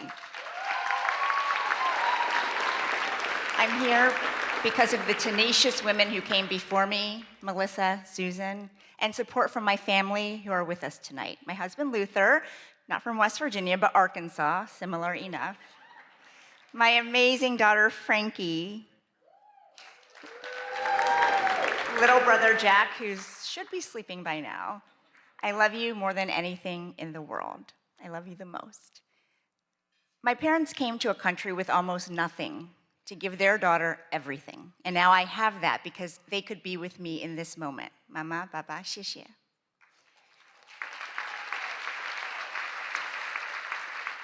And sitting with them, my middle school video production teacher, Mrs. Diane Williams, who spent countless hours on my submission for that contest that changed my life.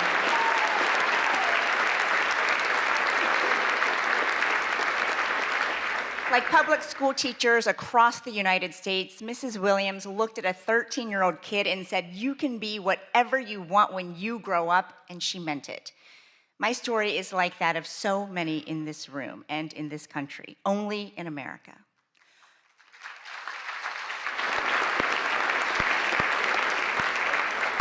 Only in America could a little girl born in China and raised in Appalachian coal country make her way to the Oval Office to ask questions of the President of the United States.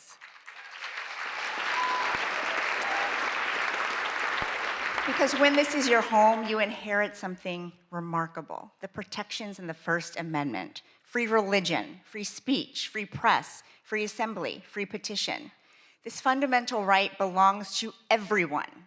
And that's exactly who the founders were thinking about when they protected a free press. Everyone, all Americans. They were not thinking about reporters. A free press is not a favor to journalists because we're special. We are not special. But America is. No matter who you are, the freedom to criticize without fear of being destroyed, that's not a bug in our democracy. It's supposed to be the feature. In 1786, writing from Paris, Thomas Jefferson told his friend back in Virginia, "Our liberty depends on the freedom of the press, and that cannot be limited without being lost." 5 years later, that thought was enshrined in the Constitution, after Jefferson urged James Madison to include a Bill of Rights. Many founders couldn't stand the press. Some things never change. But they understood if our access is restricted, it's really the people's access to information that is limited. If the media faces government pressure or censorship, it's the people who end up knowing less. That was true then, and it's true now. But having press freedom comes with a tremendous responsibility. We can't demand accountability without practicing it. Criticism of the media can be unfair. It can also be legitimate. We get a lot right, but sometimes we get things wrong. We mistake proximity to power for understanding it. And at times, we get trapped in our own bubbles. There is a difference, though, an existential difference between criticizing the press and trying to undermine it. One is healthy, and it makes all of us better. The other is exactly what the founders hoped to prevent. Around the world, press freedom is not guaranteed. In many countries, reporters who criticize the government are detained without trial, their stories erased. In the worst cases, they never make it home. Tonight, we think about all of them, and we think about the protections that set us apart as a nation. Just 20 days ago, America turned 250 years old. The First Amendment is a big part of how she made it this far, and it falls on all of us to make sure it carries her through to the next 250 and beyond. President Trump, I've covered you for a long time, and so have many reporters in this room. When we ask questions, you push back, you give us answers, and we push back. You have always been a deal guy. Well, that's the deal. And the First Amendment is a done deal. And that's what we toast tonight, the freedoms that brought us back together even after they were threatened. So let's raise a glass to what makes ours a beautiful country.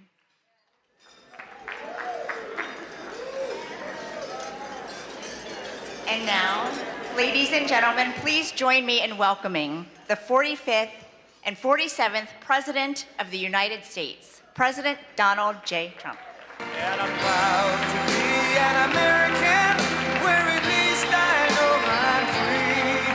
And I won't forget the men who died, who gave that right to me. And I gladly stand up next to you and defend her still today. 'Cause there ain't no doubt I love this land. God bless the USA. Wow, that was very beautiful, but this has not been an easy evening, all these awards. Do I have a say in those awards, all those awards? But it's great to be back at a place that I know very well because I built it.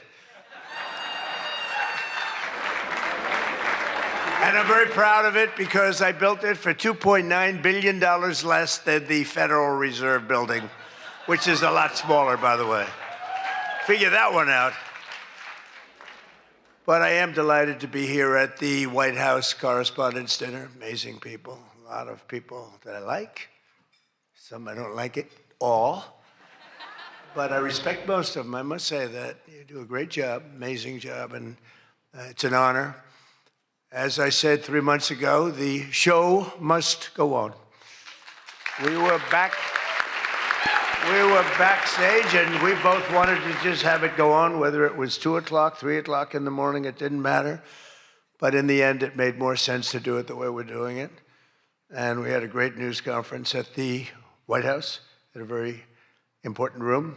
And you did very well. I think we all did very well. It was a hell of an evening, I can tell you that. Won't soon be forgotten.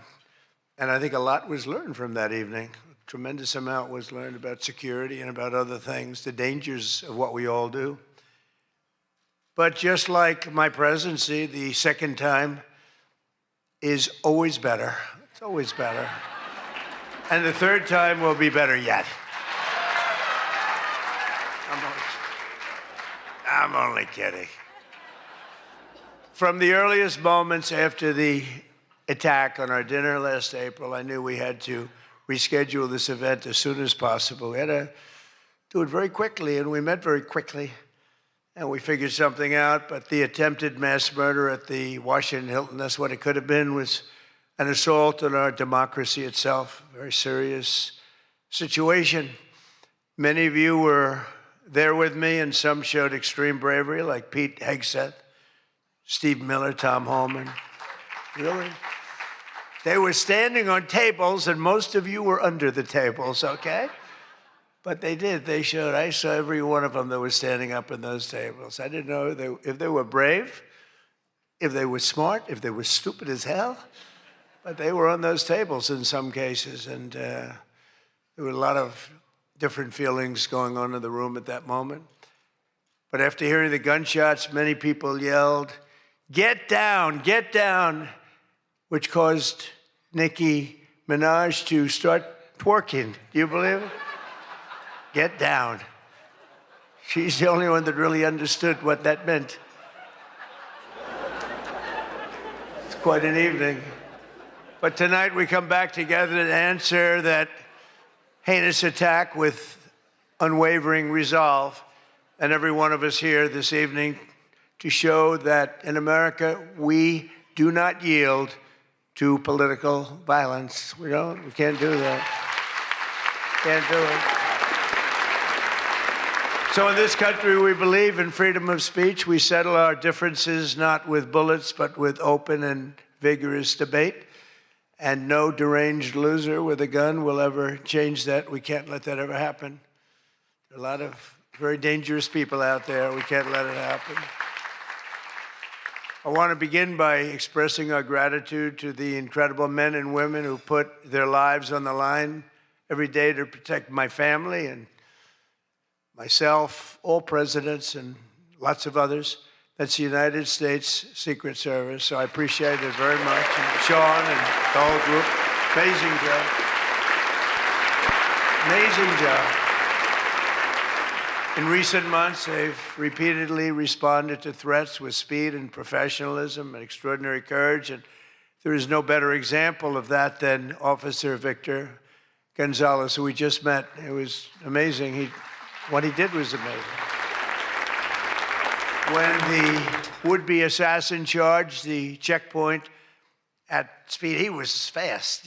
When you looked at that, you had to look at it about 10 times before you really saw what was going on. He was quick. Nasty.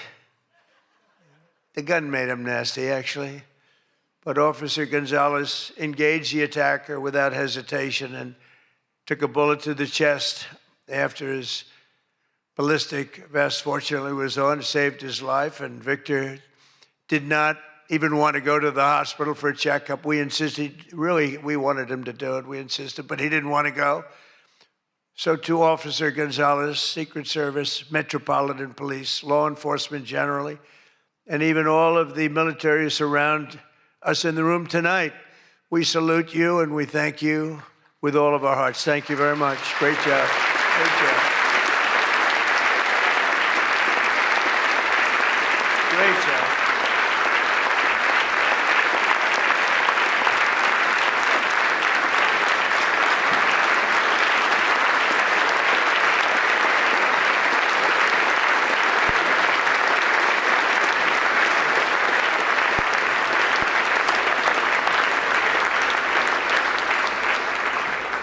These are great people. So this evening we're picking up right where we left off, so let's have a little bit of fun. I said, what do we do here? Is this supposed to be fun? Am I supposed to be serious? Am I supposed to be a comedian? So I guess you said maybe a little bit of everything. I know one thing, I could never have done the speech that I had ready just a short while. Oh, that was going to be a doozy. I was so psyched. I was going to rip people. And I don't know, just something changed. It's really for the better, but I just wouldn't want to do that. But we'll do a little ripping if you don't mind. But it is true. I said, how do we handle this? It's going to be a different kind of an evening, and it is. And in many ways, it's a more beautiful evening, actually. Everyone's looking really good tonight, and I know it was not easy finding shoes to go along with your bulletproof vests, which many people didn't want to wear because they'd rather die than look 20 pounds heavier. You know that, right? We have that a lot. They put one on me. I said, are you sure I'm not wearing this? No, you look exactly 20. They say, sir, it's about 21 pounds. They said, not good. But I want to thank the outgoing president of the White House Correspondents' Dinner, Association. Now, she won't admit it, and she should not admit it, but we sort of became friendly.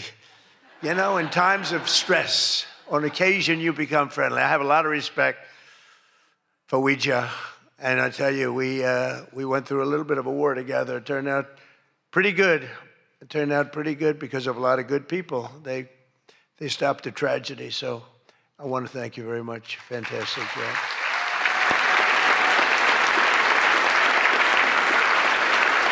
And Ouija worked extremely hard to ensure this dinner was rescheduled, and we want to just thank her family. I just met her parents, her children, her husband. What a perfect family.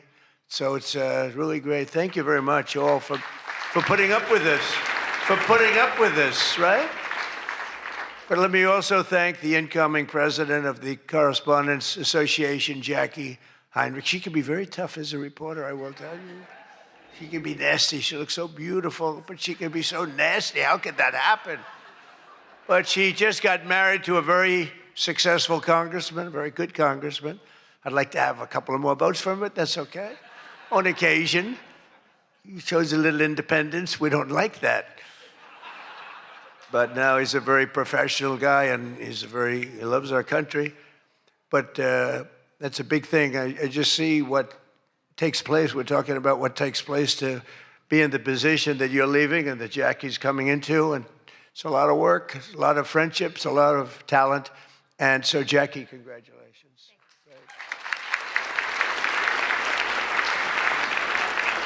And congratulations are also in order for our favorite White House press secretary, Caroline Levitt, who just had her second child. You and your husband. She's great. She's done a fantastic job. We all love her. She's done a fantastic job. She's another one. She can be nasty. But sometimes she has no choice, right? But Caroline may have one of the hardest jobs in the White House. She has to deal with all of you all of the time. And you can be very difficult. You can be very, very difficult people. But I'm probably being a little bit oversensitive. Sometimes I really do think that some of you don't like me. In fact, I read a report, I get 93% negative publicity. 93%. So how the hell did I win the election by so much? Think of it, I don't think that's true. I can't believe it's 93. In the 80s maybe, but not 93. But this place is really the largest group of Trump derangement syndrome people ever put together at one time, I suspect. Some of you are lucky that our last dinner was cut short because I had brought with me what would possibly have been, I'm telling you, I had something. I was going to go after you. I feel so badly doing this. It's going to be such a letdown. Oh, yay. But your lives were really in danger the last time for an opposite reason. But on the plus side, your careers were saved, and we really do. We have a complete and total. You know, I love the words complete and total. They say, but it means almost the same thing. I said, it doesn't matter when you say it. It's called emphasis. It's called emphasis. But everyone is now really warming up. The new White House Military Center, drone port, highly protected ballroom. We have our ballroom. The windows are this thick. I said to the people, well, if a bullet hits, what happens? Nothing. Nothing. It bounces right off, sir. This is the greatest bulletproof glass. I said, AK-47, that's supposed to be a big one. I don't know so much about the guns. My sons know a lot. But I said, I know it's big. What would happen? They go up, meaning it can take more. I said, so if I'm making a speech and I hear that pinging sound at a window, what would I do? Sir, leave the room right away, but you're going to be safe. We're building something that's going to be amazing. And in light of what we went through, I think people understand it. It's going to be amazing. A phenomenal, one of the biggest drone ports anywhere in the world, right on the roof, right protecting the White House, not only the ballroom. And what's underneath, you know, is supposed to be a top military secret, what's underneath, but then you get sued as usual, and you have to reveal that you're building this unbelievable situation downstairs with room after room of very complex stuff. It was the military's dream to have it built. I wanted to have a ballroom because for 150 years they wanted it. And then the generals came to see me and they said, sir, you're building something. This gives us an opportunity to do something that will be so unbelievable, never happen again.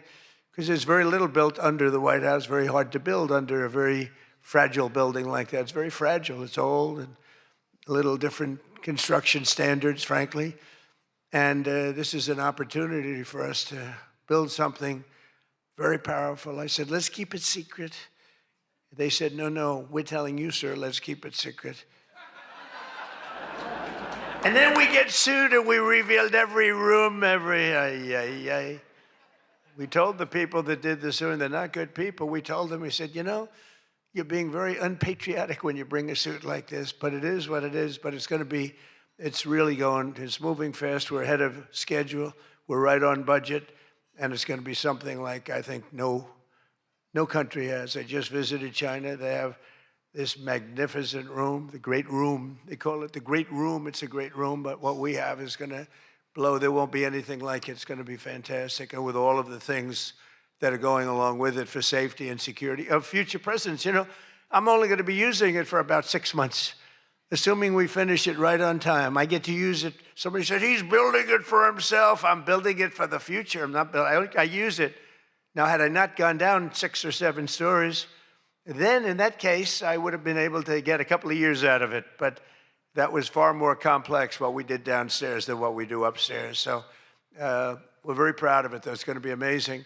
And I think I was just telling the whole group sitting at the table we were talking about it. I said, I think, you know, it's White House Correspondents, so I don't see any reason why you wouldn't be able to use that. It's going to be very large and very beautiful and very safe, and that's what you need. So I was thrilled to see that after witnessing the attack, even Democrat Senator John Fetterman told his fellow Democrats to drop the Trump derangement syndrome and build the White House ballroom. But it's much more than that. It's something that you're going to use. I predict that you're going to end up using it, and a lot of people are going to end up using it. They're going to be as safe as you can possibly be. But despite everything that happened at the previous dinner and all of the dangers involved, I'm told that this is still the hottest ticket in town. This ticket to get in tonight, because it's a smaller room, it's a beautiful room, it's a luxury room. See those beautiful chandeliers? I can tell you everything about them if you'd like to know. See that beautiful Capitol above? See the beautiful Capitol? See everything, the brass. Those chandeliers are great. I'm looking at them, I'm saying, I wonder if I could, you know, I sold this building, and they're doing a nice job, but they're nice people. But I'll tell you, I'm looking at them, I'm saying, I wonder if I could walk out with those chandeliers, because you can't buy them. They're very special. I won't tell you the fact. I won't mention that they're Czech crystal, because I'd like to say everything's made here, but they are Czech crystal. And they are beautiful. And the Waldorf people are doing a really nice job. We're proud of them, actually, because, you know, when I left town, I was a little angry. I was a little bit angry. I was offered a nice price. I said, I'm getting out of that place. And then I said, let's make a comeback. And but I was very proud of this building. This building was hot. Remember the lobby floor? 82,000 feet. For those in the real estate business, 82,000 feet. That's a major floor. That thing was packed every single night. It was packed, mostly Republicans, I would say, but it was packed every single night. It almost brings back memories. But I left town, and I have just had nothing but good experience. And this might be the best experience of all, having all of these incredible people in this room. It's a great feeling, frankly. It's a great feeling. But tonight's event, thank you. But tonight's event is even crazier than the last time. In fact, it's so successful that I've been informed by CBS News' David Ellison, who's going to do a fantastic job. He's the owner. He's the owner. He bought it, spent a lot of money, and he's going to make, I think, fantastic changes and keep some of the great stuff going. But that next year they're going to call it the Trump White House Correspondents Center. He told me that, and I like that very much. We're going to change the name of it, okay? Oh, it's going to be so hot, just like our country is hot. We are hot, by the way. But to be honest, it's just about the only way that they're going to ever get me back here. You're going to have to change the name of the dinner. But how's that one going? Not too good. I hope that everyone finally got to enjoy their entire very delicious beef tenderloins, very special beef. And I want you all to know that Bobby Kennedy, who's right here, personally ran over the cow in his car. And he cut it up and he brought it here for you to eat tonight. So it's very fresh. And Bobby also suggested an appetizer featuring his favorite cut of male raccoon roadkill. But we drew the line at that, Cheryl. We said, no, we're not going to do that. We're not doing that. We love Bobby. I'll tell you, it is a piece of work. You think it is fun, but he is a very different kind of a person, I will tell you. But he has what it takes, and he's smart, and he loves the country, and he wants people to be made to feel good. You agree with that, Bobby? He wants people to feel good. And he's doing a fantastic job. Thank you, Bobby. Thank you. We can joke all we want, but thank you. A lot's happened since the last time we were all together. Last month, we hosted one of the most incredible sporting events in world history at the White House, the UFC Freedom 250 fight. The UFC fight. When I announced that we're going to build a boxing ring right outside of the front door of the White House, that took a lot of heat. But it turned out that was, they say, about the most viewed fight in history. It was beautiful. So many things happened. It was supposed to rain. We're going to do it the week before, and the weather was beautiful. And the weather came, and it went, and now we came up to Wednesdays. They said, sir, this was on a Sunday night, replacing 60 Minutes, which is nice and unusual, because usually it's Saturday night. And they said, sir, this was from Wednesday on. Tell me about weather, right? Sure, it's going to rain. I think you're going to have to. It's going to be one of the worst storms that we've seen in a long time. It's coming up the coast. It's going to hit you on Sunday night. It's going to be a disaster. I'm saying, can you believe? And you saw the ring we built. Dana White, the great Dana White, and everything. We had the best fighters in the world. Turned out we had the best fights that most people have ever seen, including me. It was just a miracle. But what happened is we're waiting for this rain to come all day long, and it's coming, and it's horrible. And it's 8 o'clock, and we say, I think it hasn't rained yet. I said, maybe we should postpone it an hour. Maybe we should make it the next day. We didn't know what to do. And finally, we just said, let's just have it. And it never rained. It was perfect. In fact, the week before, it was 92 degrees. It was nice, but this was like 72 degrees. And the rain was coming, and it came right over the White House, and it was like, thank you very much. It went like this. And other areas were drenched a few miles away. We didn't have a drop of rain. And it was absolutely one of the most incredible things anybody's ever seen. People said it's one of the most incredible nights of their lives. So just remember, before I came along, if you wanted to see someone lose consciousness on the South Lawn of the White House, all you had to do is ask Joe Biden a question. Remember that. Oh, you think I'm kidding. But the big fight was such an amazing success that tonight I'm pleased to announce that we're going to host an even bigger one right in front of the White House. Every Friday night, every Saturday night, we're going to have fights in front of the White House. But we do have something coming and I'm only kidding. You know, the one thing about the press that I learned, don't be sarcastic.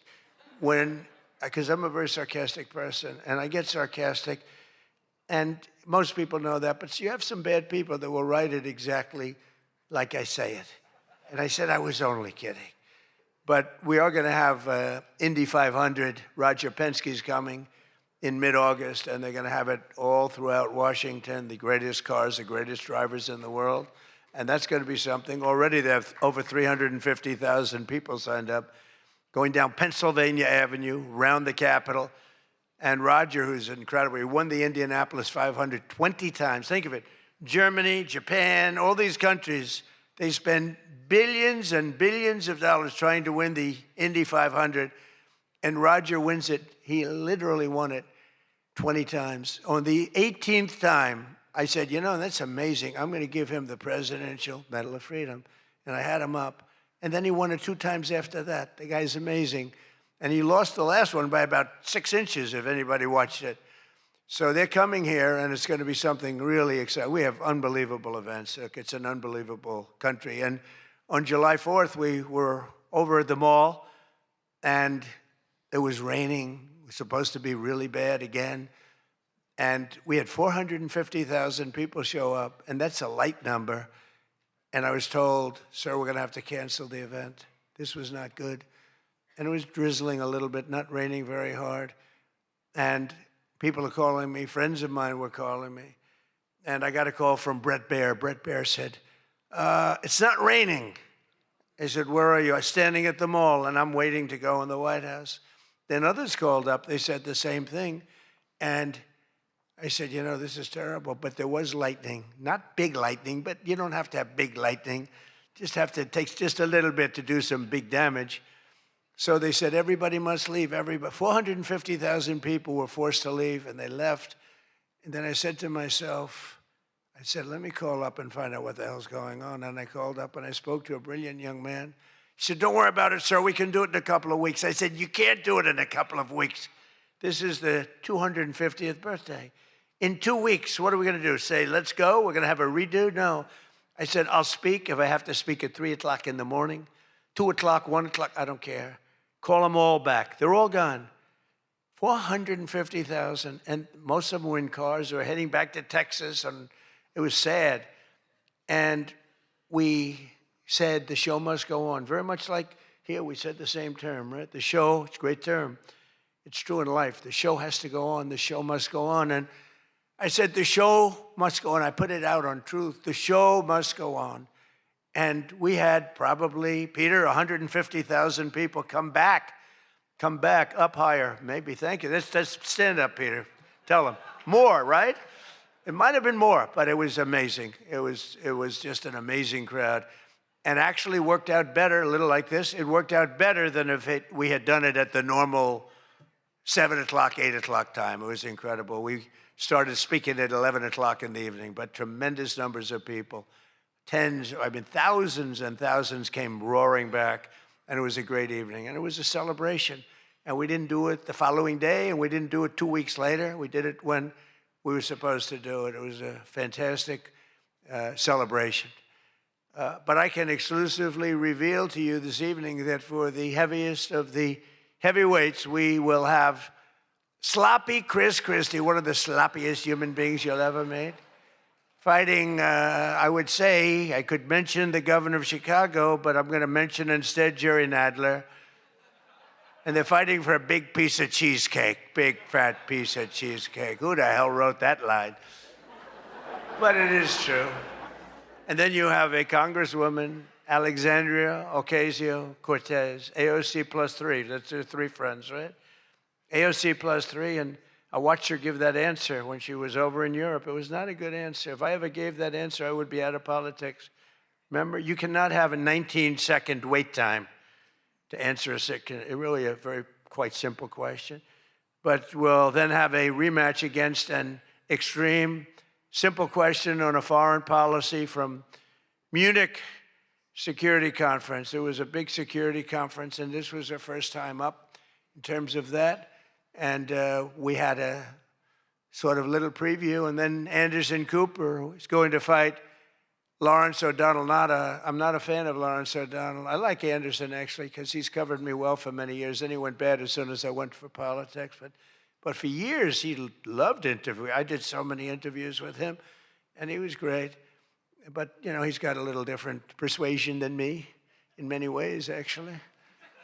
And Lawrence O'Donnell, never liked him, never thought he had any talent. But he's still making a living, so I can't knock it. But we had a contest for who had the lowest ratings and the lowest IQ on television. And that was actually Don Lemon, I think. You know, when I said that he's the dumbest man on television, I said, you know, when you say some things, you never make a comeback. It's not like, oh, gee, hey, Don, let's have dinner some night. But I know what I'm saying. And then you have Bette Midler and Jane Fonda actually held a concert to protest the first UFC fight. They didn't want to see the fight. Very few people want. They held an event. Like 3 people showed up. And given the choice between seeing some of the really beat-up faces of the UFC, almost everyone chose the people in the UFC. It was between the 2 of them of the UFC. And what about Bruce Springsteen? What the hell happened to that guy? He looks like hell. I don't care what anyone says. I'm not supposed to say. I'm sure he doesn't like the way I look, but I don't look so bad.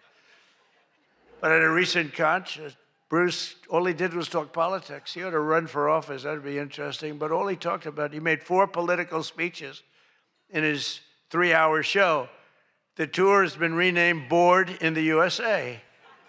And his new song was so bad that Chris Christie, who's like a fan, you know, he goes out and tells everybody how he hates Chris Christie. Keep that guy out of my... And I see Chris Christie there again, high-fiving Bruce Springsteen in the aisle. And Bruce Springsteen saw him and didn't even lift his hand up. And I just wanted, because I used to be friendly with Chris. Chris, when somebody doesn't like you, write them off. Forget it. You got billions of people in the world. You don't have to make a jerk out of yourself. But usually a comedian hosts this dinner. And I think we sort of changed it. Tonight we're going to have somebody who I think is really spectacular. But I've watched comedians get up for the dinner because I have been here actually quite a few times. People don't realize. And there's one time in particular when Barack Hussein Obama hosted it. Do you know who that is? And he hit me hard. But actually, he hit me with respect. I was sitting with Melania at a table, and you had Brooklyn Decker, supermodel, at a table right next to her.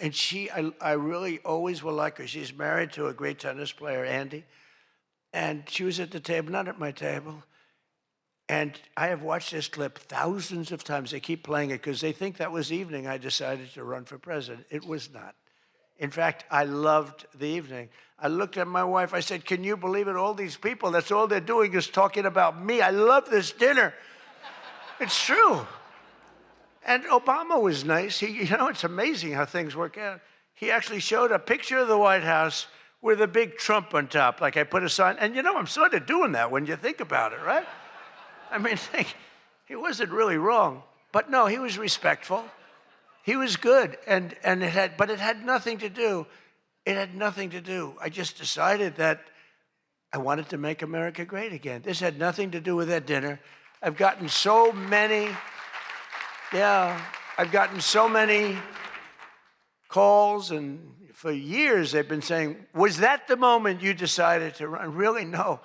I left that night, and the press was there. A lot of the same people that I see, they said, did you have a good time? Unbelievable. And some thought I didn't have, but I did have. And I always remember, though, Brooklyn. She was so angry. She was much angrier than me. She was angry. She thought they were mocking me. And they really weren't. It was just one of those things. And I had a great time. But I left, and I thought I was there 3 or 4 times before that. But I sort of thought, wow, that dinner is really something special. And then I ran, I got elected.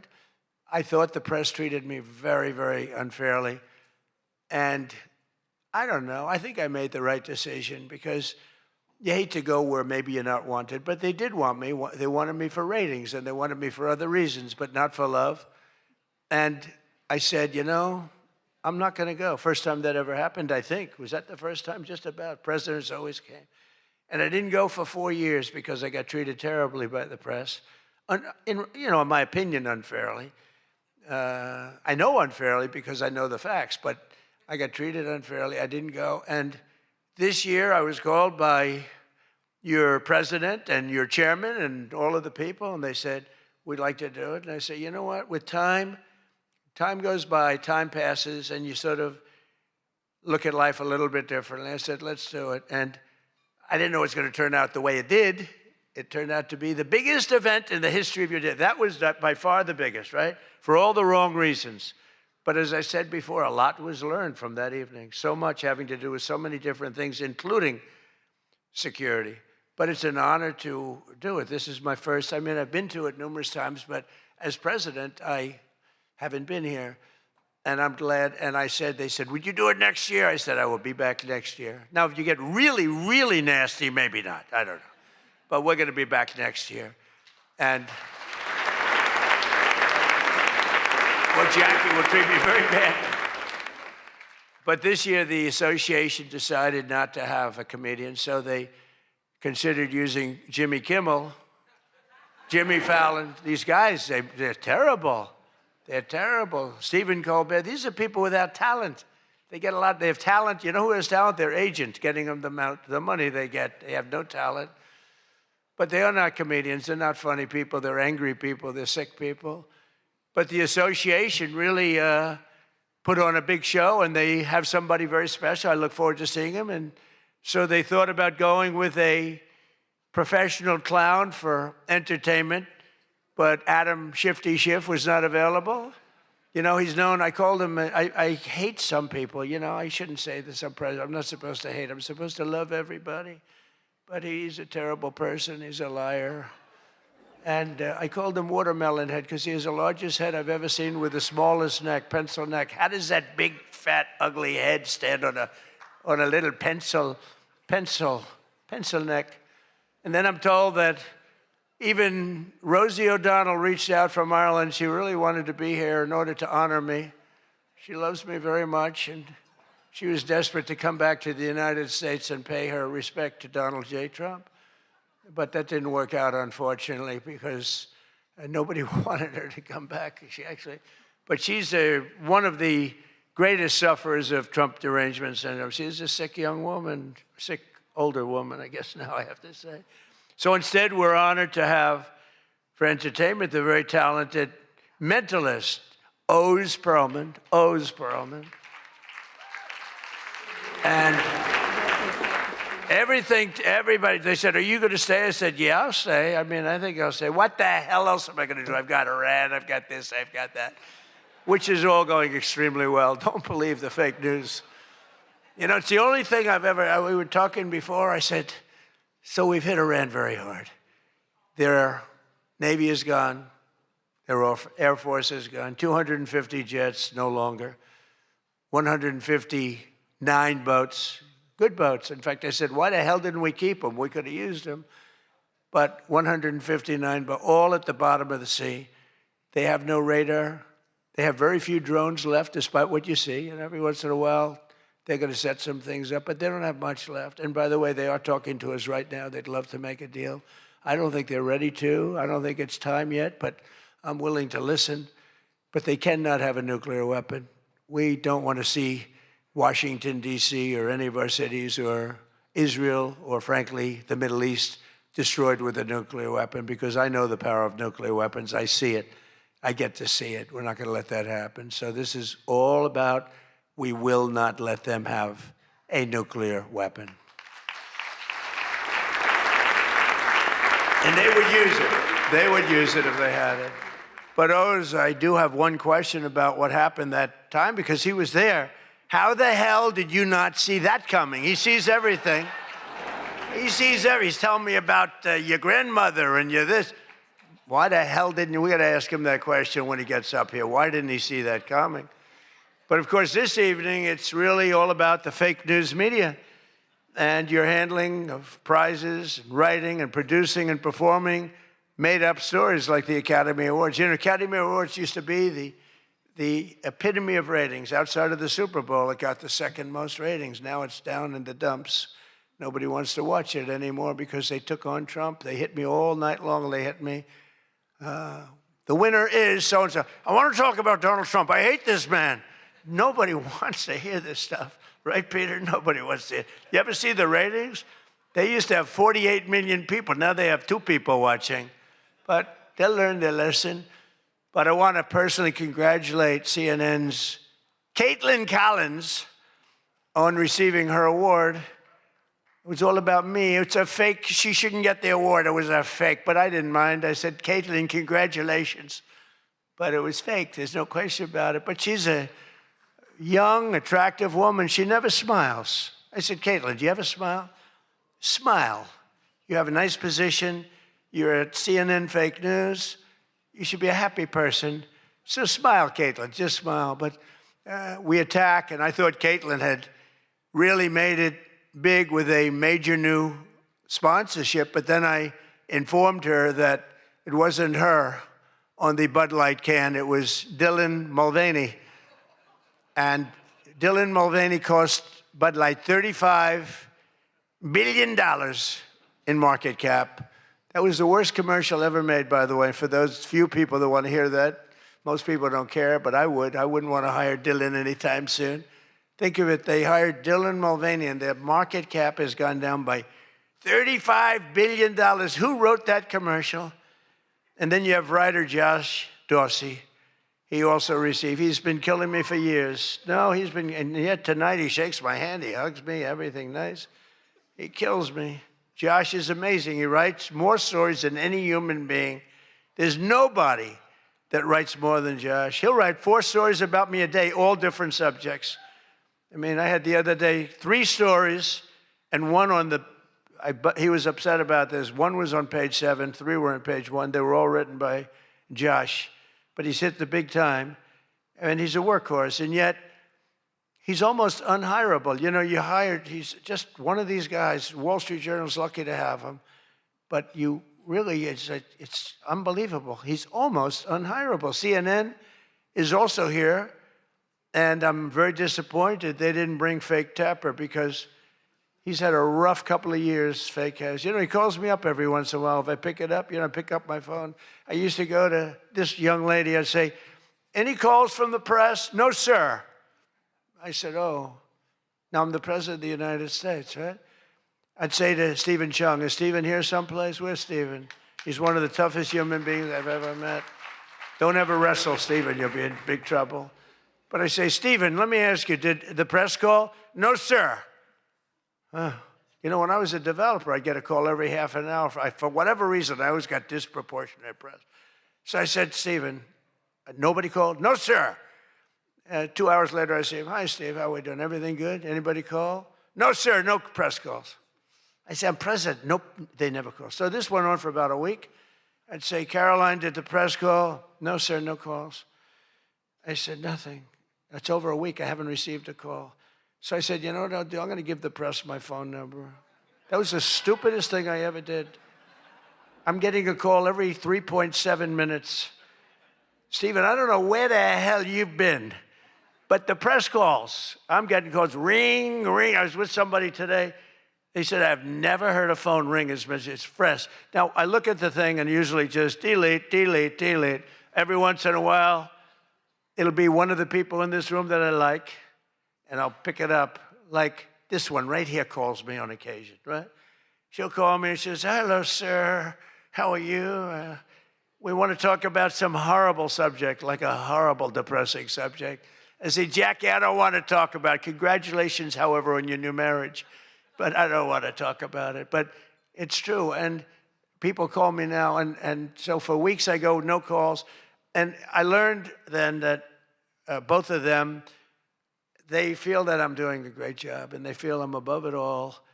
And that no person, hundreds of people call, no person is good enough to talk to Trump. And so we don't even bother telling you. That's not the way it works, Caroline. You have to let me know, because sometimes I do like to speak to the press, but now I have the best system I've ever had. It rings, and just so you understand, you're much better at putting your name, because if there's no name, I just can't do that. You know, I pick up every once in a while. Hello, I'm from Reno, Nevada. We're a startup paper. We're calling us the Reno Express. I said, do you believe I'm the president of the United States? Mr. President, could I have your views on Iran? And I just hang up. No, I get the craziest calls. I mean, some of them, my wife said, I can't believe you do this. This is a hell of a way to live. But sometimes they get calls from very important. Sometimes I can straighten out stories that are going to be fake, and I can make them from a fake story to a good story. I always find that when you don't speak to the press, you always get a bad story. When you do speak to the press, you have a shot at getting a good story. Oh, look. No, look, if I were a reporter, and let's say I'm a big reporter, I work for the failing New York Times, or I work for, well, I don't know, do they ever come to these dinners? Didn't they cancel out a long time ago? Big mistake, they should be here. But I get a call. I've always found that, you know, speaking to them, you just do better. You do better when you can, when you have the time. You speak to the reporter, you treat the reporter with respect. Sometimes now there are reporters where it doesn't matter. You can be so nice to them, it doesn't matter. You get treated unfairly. But you have a lot of great reporters where when you speak to them, you can get your point across, and that's a good thing. But some people say that Jake Tapper is a great investigative reporter in D.C., and that's why after moderating our debate It only took him 1 year to break the story that Joe Biden might possibly have suffered from cognitive decline. It took him 1 year. He wrote a book about how great he was mentally, not too good. And I don't like Biden because Biden was very unfair to a lot of people. But Jill Biden insists that Joe would have beaten me in 2024, even though he was way down. She said he was way behind in the polls because he was seriously ahead. She felt he was going to win because he was seriously ahead on deceased voters. He was leading in the deceased crowd, and there were a lot of them. You're finding out there's a lot of them. Look at the numbers that just came out yesterday. And it's traditional that at least one or two potential presidential hopefuls attend the Correspondents' Dinner, but many of them seem to have really chickened out. I was disappointed that Gavin Newsom didn't show up. He didn't show up. He should be here. But I heard that he recently said that we will lose our country if we don't fight fire with fire. And to be fair, there's only one thing we know about Gavin, and that's that he definitely doesn't want to fight fire with water. He's got a lot of water he never uses. What a disaster. That should have never happened. But Gavin Newsom recently did a career-threatening, one of the worst interviews I've ever seen, where he said that he can't read a speech. He's incapable of reading a speech. He's a low IQ person. He's smarter, however, than all of the people in the room. And then he gets sued for being a racist, okay, when he said that. But he basically said he has various mental incapacities. He has difficulty in various other ailments mentally. And I'm looking at him saying, this is the worst interview. I'm watching this interview. I said, this is the worst interview I've ever seen given by a professional politician. I've been watching politicians for a long time, mostly on the previous side, because I haven't been doing this too long. How am I doing? Not bad for the number of minutes spent. Not bad. But with Gavin, so he said that all these things, and I said, anybody running against him, all they have to do is take that one interview and you can't lose. I actually put out a statement that Gavin Newsom has come out and said he will not be running for president because nobody can say what he said about himself and survive.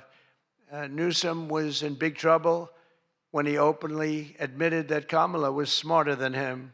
She said, Kamala is smarter. If Kamala is smarter than someone, you don't want that person to be president of the United States of America. Between California's policies of enabling wildfires, paying drug addicts to be homeless, giving free sex changes to illegals, and telling rich people they're going to take away, all of your money is going to be taken away. People are fleeing, and they're fleeing in droves. We can't have that in this country. It's becoming such a horrible and dangerous location that Ilhan Omar, one of my favorites, and her brother are thinking about moving together, very much in love. The video has surfaced recently of Ilhan giving a speech referring to World War II as World War XI. And they asked her about that. She thought she got it right. But I'm not surprised because she's a low IQ person. And she's also a very dishonest person. And she ought to get the hell out of our country. She shouldn't be here. She shouldn't be in our country. She also calls her brother husband number one. Omar is reportedly being investigated for fraud. She revised her net worth. I was shocked to see that she was worth much more than $30 million.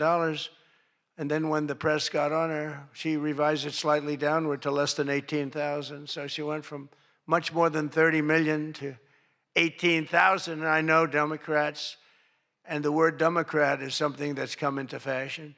I changed the E with a U, and most people don't know that dumb has a B, so we don't have to worry about that. It's very quiet. I thought it was quite good, but I haven't gotten much credit for that. Fake news, good. Pocahontas, good. I won't say Lion Ted because he's on my side. I don't talk about past conquests, but we have a lot of them. I won't talk about them. They got a whole table full of Republicans there. They're saying, no, don't mention my frickin' name, will you please? But we've had a lot of good names. But the Democrats are there to destroy wealth, and honestly, they've gone absolutely crazy. Gavin Newsom's not only a man who really wants to run for president. He's doing a bad job running a state. You can't have somebody like a J.B. Pritzker, who I understand is not present, sadly, but some people say, never use the fat word. And I don't. I would never call anybody fat. I have my own problems, It's not like I'm perfect. Sir, in the back, don't call him a fat pig, okay? I'm sticking up for him. Don't call him you. You can't do that, sir. You can't call J.B. Pritzker a fat pig, please. All right? Thank you very much. I appreciate it.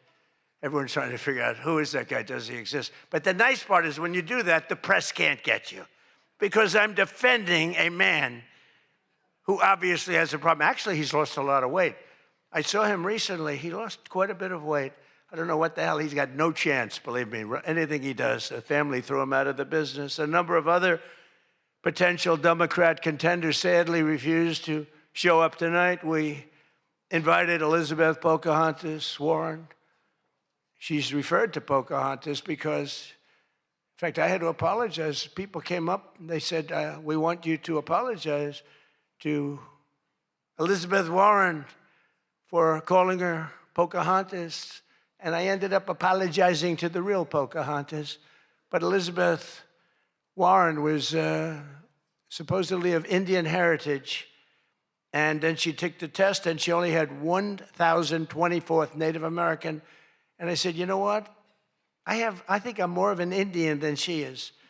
So this is what we have to deal with. But Senator Warren did not accept our invitation to debate. I wanted to debate her on various and sundry things, and she decided not to do it.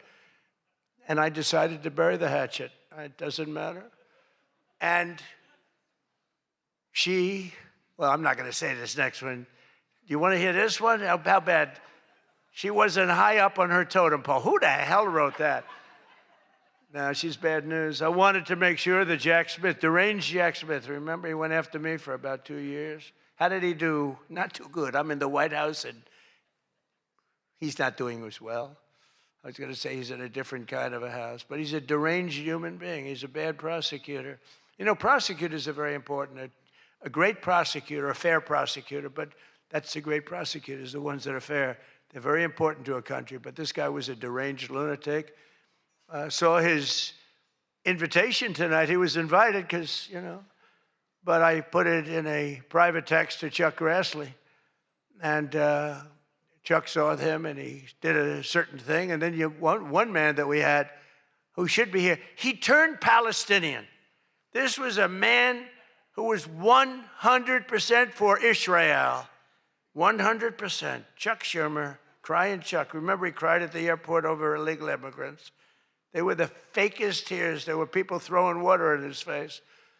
But now he's a proud, very proud Palestinian. In fact, I'm going to send him a beautiful Palestinian outfit tomorrow so he can greet Bibi Netanyahu when he comes to town next week, along with the mayor, who I'm sure would love to meet Bibi.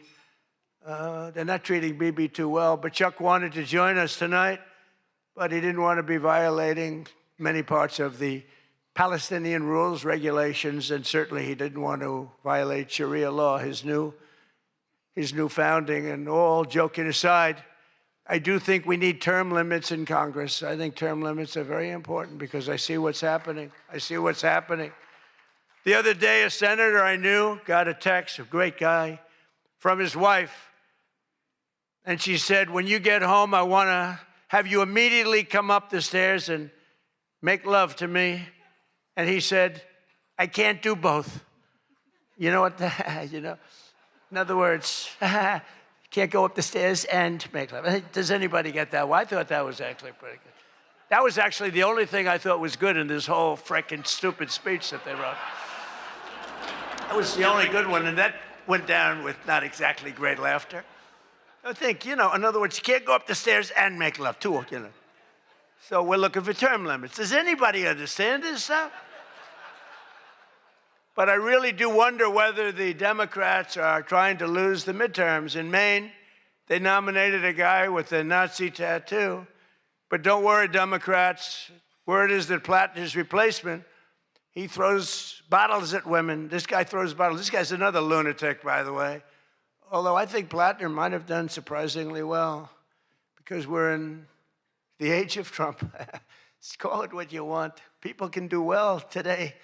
Plattner, I don't know. But, you know, people don't have the guts to stick it out, but it looked like he was guilty of a lot of stuff. He certainly didn't defend himself very well. In Texas, the Democrats are running a candidate named James Telefrico, who hates guns, hates oil, hates sex, hates women, and who said he is, quote, a Christian who hates Christianity.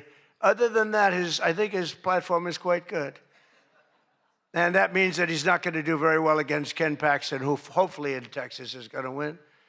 But Telefrico, he's Alfred. You know what he looks like to me? Alfred E. Newman. Do you remember Alfred E. Newman, Mad Magazine? I said, that guy is Alfred E. Newman. Can't imagine he'd win. Well, I have all of the press here in one place. I have to say that we're having an amazing load of accomplishments that the media never talks about. For example, under my administration, a once feared and powerful regime that relentlessly attacked America has finally been toppled. Their former leaders have been removed, and they're now being run by a gay dictator facing internal divisions. But I, for one, wish Barry Weiss all the best at CBS News. She's a wonderful woman.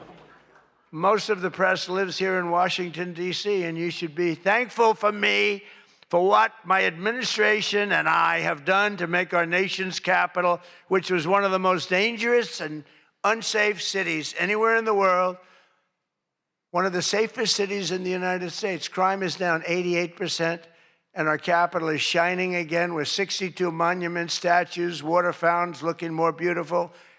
The graffiti's all gone. The tents are all moved out of the parks. The fences are all done. Our capital looks like it's really in good shape. And people coming here, people in the White House, they work in the White House, they all say, young women, young guys walk up, they say, thank you, sir. 2 years ago, we lived in a dangerous city. We lived in a city where 150 people were killed a year. And now we have almost a crime-free city. Our National Guard has done an incredible job, and we've removed over 5,000 career criminals. You know, we removed, there's one stat, I think it's a great stat. It's to me, it's fantastic. 2% of the people create 91% of the crime. That's something you can fix, and we fix it. We moved out over 5,000 career criminals out of Washington, D.C., and we have the greatest capital in the world. Again, it's beautiful, it's thriving, the restaurants are thriving. You couldn't get into a restaurant because they didn't have, all the restaurants were closing. And if you even got in, you felt unsafe. People were getting into Ubers and they were being attacked when they were in an Uber. It's not happening anymore. We have tough, smart people, and they have done a fantastic job. Washington, D.C. is safe again. You can't get into a restaurant. The restaurants are opening up. They're opening up all over the city. They can't get, it's the exact opposite. They can't get space. But mostly I've given up on you and the media so that now I just gave up on you and I'm #1 on TikTok. Did you see that I'm #1, Stephen? Is that true? I'm #1 on TikTok. So how could they be so bad? 520, think of this, 425 billion views. Can you believe that, Peter? I mean, let's go, Peter. I gave up on you people. I gave up on traditional press. And it obviously worked because we did win in a landslide. I mean, somebody's got to be saying something good about me. But TikTok, good old TikTok, and I was able to get it sold to a group of very wealthy people, mostly Americans. I was told President Xi, who's a man that I get along with very well, he was a hard no for the sale of TikTok. They all said he's a hard no. I said, well, let's call, put your group together. They put it together, billions, hundreds of billions of dollars. I called up President Xi. I said, President, look. These are American people. They're wonderful people. In fact, one of them happens to own CBS, actually. I mentioned his name. I said, these are wonderful people, and it'll be a good thing. Does it mean anything, President? It's nothing. It's nothing. They love your country. We'd love to see you approve the deal. And he goes, all right. That was it. It was done. And we sold TikTok. And he's a friend of mine. And he's not contributing to problems like other people contribute to problems. So we get along. but we made the deal. But #1 on TikTok is Trump, and that's probably why we won. But for all of the trouble that you give me a lot of trouble, a lot of heartache. I hope all of you know that I believe in the free press more than anyone in this room does. Maybe not quite. But that's why I'm proud to be the most open and transparent president in history. They called me that. You know who calls me that? Caroline. That's about it so far. Would anybody else call me that? I think Peter would call me that. Am I the most transparent? Biden never used to answer your questions. He'd ask Biden 20 questions, he'd never get an answer. Who's the most transparent president, Peter? Who? I look at him, it's the first time he's tongue-tied. I cannot believe it. Oh, he's not going to be happy tomorrow. But you people have no idea how lucky you are. When I'm gone, you're all going to be broke. Your business model is going to be finished. No, it's true. When I'm not around, you're going to be broke. There's not going to be anybody to report on. Nobody gives a damn about anybody else. The New York Times the other day had 5 stories about me. You know, before I got into politics, in my whole life, I had 7 front-page stories. This is years of success. I think 6 were good, 1 was bad. I had 5 stories, 7, 5 good. Yeah, I had a total of 7 stories on the front page of the New York Times. That's not bad. Now I average about 3 or 4 a day, all different topics, all bad, everything bad. But here we are. I mean, here we are. In fact, when I'm finished, I'm going right back to the Oval Office, so I have to be doing okay. But we are all doing good together. That's why tonight, to show just how much I care about the press, and I want to save your ratings, I'm pleased to announce my intention to, and this is somewhat of a scoop, my intention to run for a 4th term as President of the United States. I will be doing that. I will be having an official, in fact, I think I have, I won 3 times. Now I'm going to do it again. Thank you. I'm going to do it. Should be easy. I'm getting very good at running for president. No, I won 3 times, did very well the 2nd time, by the way. It's a rigged election, but we don't have to talk about it. You know, it's interesting, when you come back and you do a good job like we did, you don't care about it so much, but we do have to tighten up these elections because they really are in seriously bad shape. But on a serious note, I want to say once again, I just want to thank you all. It's been an interesting evening. I didn't really know what to expect, and it's far worse than I actually thought, but if you want to know that. But I didn't know exactly what to expect, and I've made a lot of friends tonight. I've made a lot of good friends tonight, probably made some enemies also, but it's been an experience that is something that we've all shared together, because we're all in this room tonight because most of us went through a period of trauma from just a short while ago. And, you know, some people said they wanted to come, but they were afraid to come, and you people weren't afraid to come. There were a lot of people that said, Jackie, they don't really, you know, they didn't have the courage to come. And we don't want that to happen. And I'm sure it's not going to happen. We're going to do things. Again, I want to thank our law enforcement, keeps us safe. All law enforcement. We have the greatest people on earth. You know, we had, 2 years ago, we had the worst record of recruitment in, as an example, the military, Army, Navy, Air Force, Marines, the Coast Guard, Space Force. I love Space Force. Look at all that shooting we're able to do from space. That was my baby. But all of the branches of, you couldn't get people to join. This was 2 years ago. And last week, you probably saw, some of you wrote the story, we have the single best recruiting of people into our armed forces than we have ever had in the history of our country. They are brimming over with great people.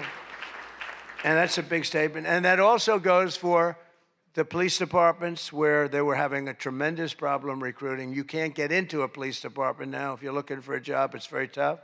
And that also includes our great fire departments, because people forget about them. They're unbelievable, the job they do. So I just want to thank you. Look, we're on the cusp of something big, and I call it, and this, I'm being very serious when I say this, that this is the golden age of America. We have $19.2 trillion being spent in our country. A record was China. I think it was 10 years ago, $3 trillion. Trillion is a lot. 4 years, they went less than $1 trillion under Biden, and we have $19.2 trillion, and this is a period of actually 13 months, not even current, because we're here a little bit longer than that, but that was as of reporting dates. $19.2 trillion is being spent. Factories are coming. Toyota just announced they're going to be building the biggest car plant in the world. They're leaving Mexico. They're coming here. Tariffs did that. Tariffs did that. And maybe November 5th did that too, the election. But our country is doing things that nobody's ever seen before. And it is true. We were, and you've heard me say this, we were a dead country 2 years ago. Other leaders would see me and they'd say it's a miracle. President Xi told me that a few weeks ago in China, and he's coming here on September, I think, 24th, coming in September, the end of September, going to be exciting. But he said the same thing. The King of Saudi Arabia said it. Everyone said almost the same words. We thought you were a dead country. We never thought you had a chance. You were never going to make it back. And in a period of 1 year, you made it the hottest country anywhere in the world. We all did that together. It's not me. We all did it together. And we do. We have the hottest country anywhere in the world, and we're going to keep it going. And I just want to say, it is the room. I have tremendous respect for the people in this room. Sometimes I don't feel you treat me fair. Maybe you do. I don't know. I don't feel that. But sometimes you treat me very fairly. And I have a lot of respect for your profession. Your profession's amazing. And I just want to thank you for having me. And it's been fun. And I've met a lot of great people. And, you know, I used an expression, and I've used it right from the beginning. I did this for one reason, to make America great again. And that's what's happening right before your very eyes. We have made America great again. It's going to get a lot greater. So thank you all very much. It's an honor to be with you. Thank you. Thank you very much.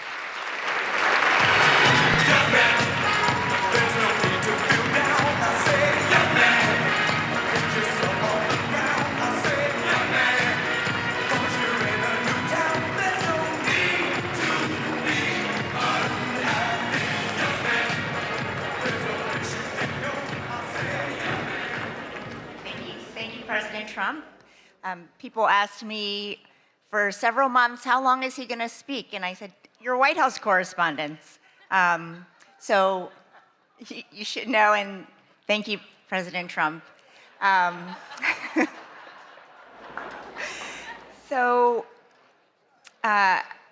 This night is all about the First Amendment. And tonight it was on full display. And I just want to congratulate all of our award winners again, my friend Caitlin, who has a beautiful smile, and Josh Dawsey, who is one of the most prolific journalists of our time. That is true.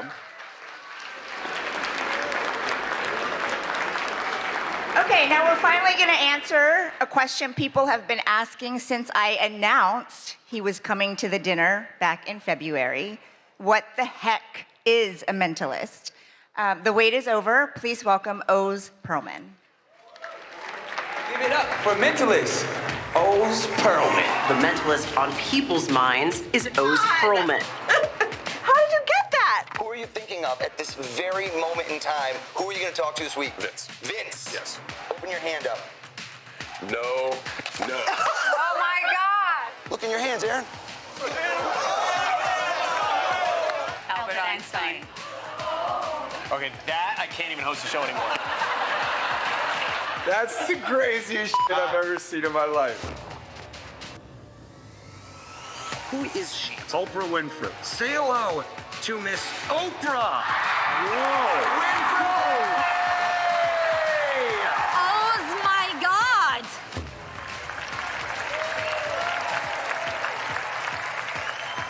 Oz, what is the stock I'm thinking? Disney is about to roll That's out ridiculous. a streaming service. No. Wow. Wow. If there's something freaky in here, I'm better heck out of here. There better be. I'm out.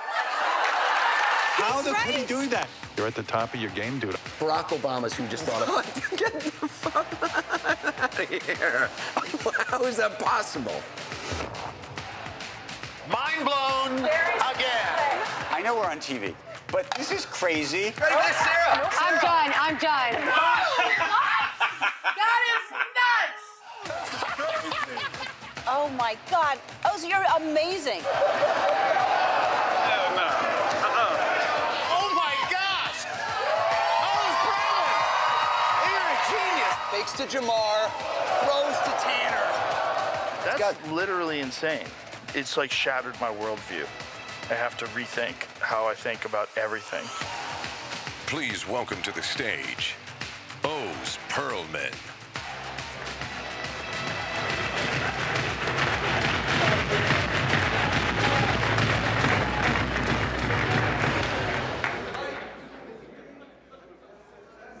There we go. Folks, what an honor to be here among such distinguished guests, cabinet members, the president. He made an announcement, I just heard, that he will be attending next year's event. I thought he was going to be speaking until next year, actually. I'm kidding. I'm kidding. Folks, I have to give a shout out, honestly, 3 months ago to the heroic bravery of the Secret Service and law enforcement who kept us all safe. Please, everybody.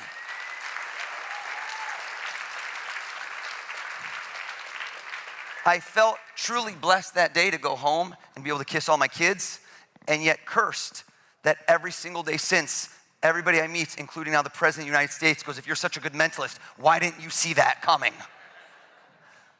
Everyone in here, your words that you broadcast and speak influence minds all around the globe. So all of you, hold up your left hand and picture a globe in your left hand. Good, good. So that's gonna be your other left hand. That guy is wasted right now. Secret Service, code yellow, cut him. No, I'm kidding. That was not. I just saved your life. Everyone, imagine at this moment, you spin that globe and you stop anywhere random. Bam, go for it. Follow me with the mic, follow me with the mic. Let's go over to somebody. Let's go to this gentleman whose body language is saying so desperately, not me, not me. Everyone thinks it's fake. I watch this on TV. I think it's fake. Sir, have we ever, right over here, have we ever spoken a word in our life? Red bow tie, aggressive play. No. Okay. What is your name? Steve. Steve, hold up. They love you, Steve. Steve, did you just spin a globe and go to a random place? Yes. Hear me out, folks. In a few months, Steve will forget the random place because there's no meaning. But no, listen to me. And then a year from now, you'll say, who was the guy we saw last year? I cannot have you forgetting me by next year. I'm gonna be the show you talk about for years to come. So everyone, I don't want a random place. Everybody, give it another spin. Follow me. Everyone give it another spin. I want eyes to light up. I want butterflies in your stomach. Everybody stop on one spot. And I wanna see a big smile. I wanna see excitement in your eyes. That guy just winked at me. I don't know why. Follow me with the mic. Right over here, this gentleman with a perfect head of hair. They're gonna hold the mic, they're gonna help you out. Tell us your first name. First name is David. David, stand up, please. Give him a hand for helping me out. Give him a hand.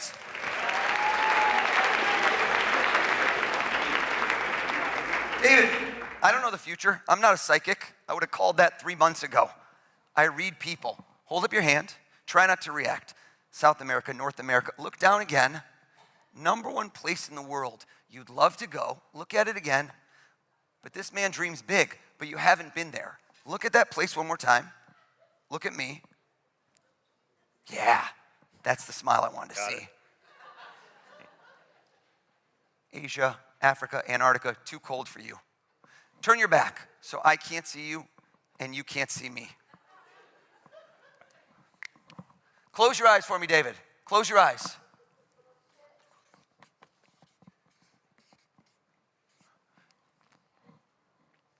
David, was there any hesitation in your mind? Were you on the fence? Look, the shift in the posture, the weight on the right foot. Close your eyes. My boy just changed his mind. Come on, David. He just said in his head, he goes, if I'm not paying, I'm going big. There's a passport involved. David, keep your eyes closed. Keep your eyes closed. Keep your eyes closed. What was the place when I said spin it? Stop right there. Where did you want to go? Tell us. Taj Mahal. What? Can I ask you a question? Yes. That's why I said you shifted your balance. Have you been there before? Never. I'm so curious. Let me ask you a question. You never know how this works. Did you change your mind?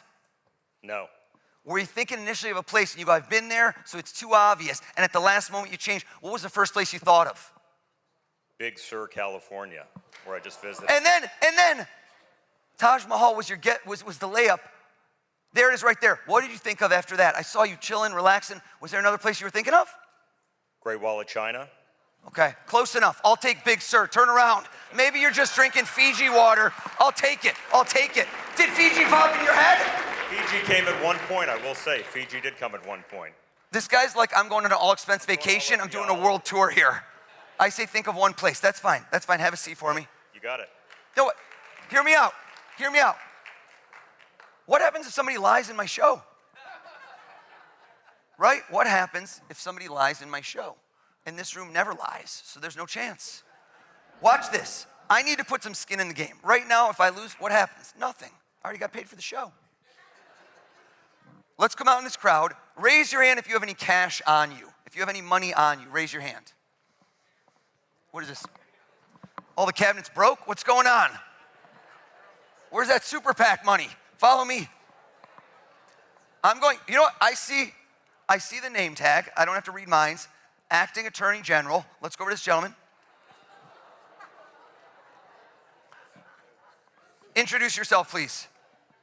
Pardon me? Tell us your first name. You don't know my name? I know it, but it seems fake if I know, Todd. I can say it. Stand up. Give him a hand, everybody, for helping me out. Todd, just tap on the mic. Let's make sure it works. Are you a money clip or a wallet kind of guy? Don't take it out. No. Neither. It's more like a wallet. Okay, it was a multiple choice. That's okay. Do you know, and I always ask this question because you never know. You're going out. Cash isn't as common now. Do you know exactly how much is in there or you're not sure? I'm not sure. I like that, right? Hashtag baller. No. I want you to count it, but hold on. Do it under the table so there's no way I could see. Under the table, and move away with the microphone.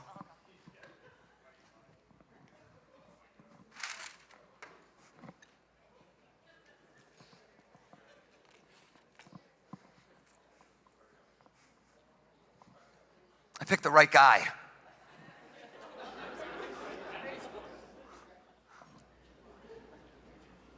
Stand up. Lie to me. Don't tell me how much money you really have. Make up a lie. Make up a lie. Lie to me. How much you got? 130. I would have said if you're going to dream big, Todd. That was dreaming big. Folks, I notice patterns. And I can't explain why, and this is not a stereotype, but when I do this with men versus women, they lie differently, and I don't know why that is. It's not a gender stereotype, but for some odd reason, statistical analysis, women will prefer to use a number smaller than the amount they actually have on them. I don't know why. Men like to lie by saying things are bigger. No examples. You didn't laugh at that joke, Todd. Joke was hilarious. Bingo! My acting attorney general just lied too big. Here's the question to ask yourself. Cover your eyes. How could I know something he didn't even know?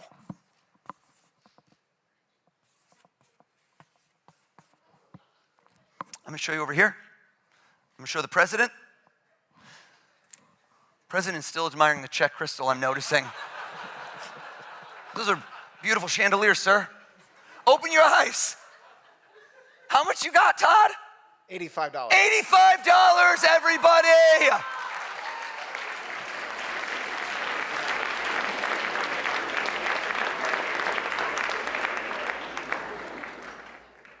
IRS conducting a forensic audit as we speak on you, sir.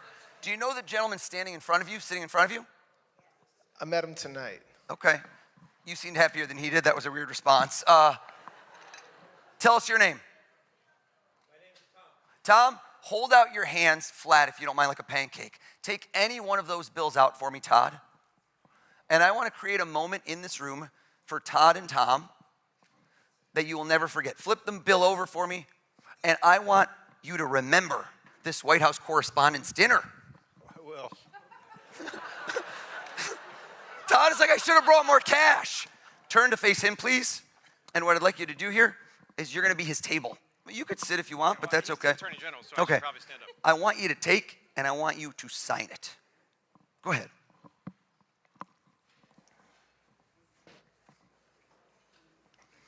and then hold it up so everyone can see the federal offense you have just committed.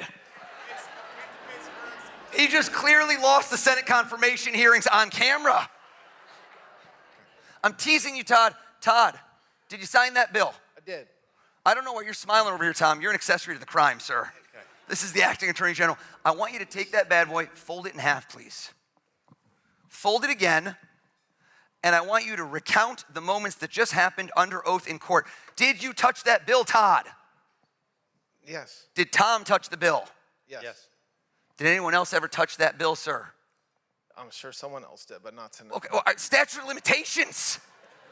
I want to make sure nobody ever wants to touch it in the future. Fold it in half. Fold it again.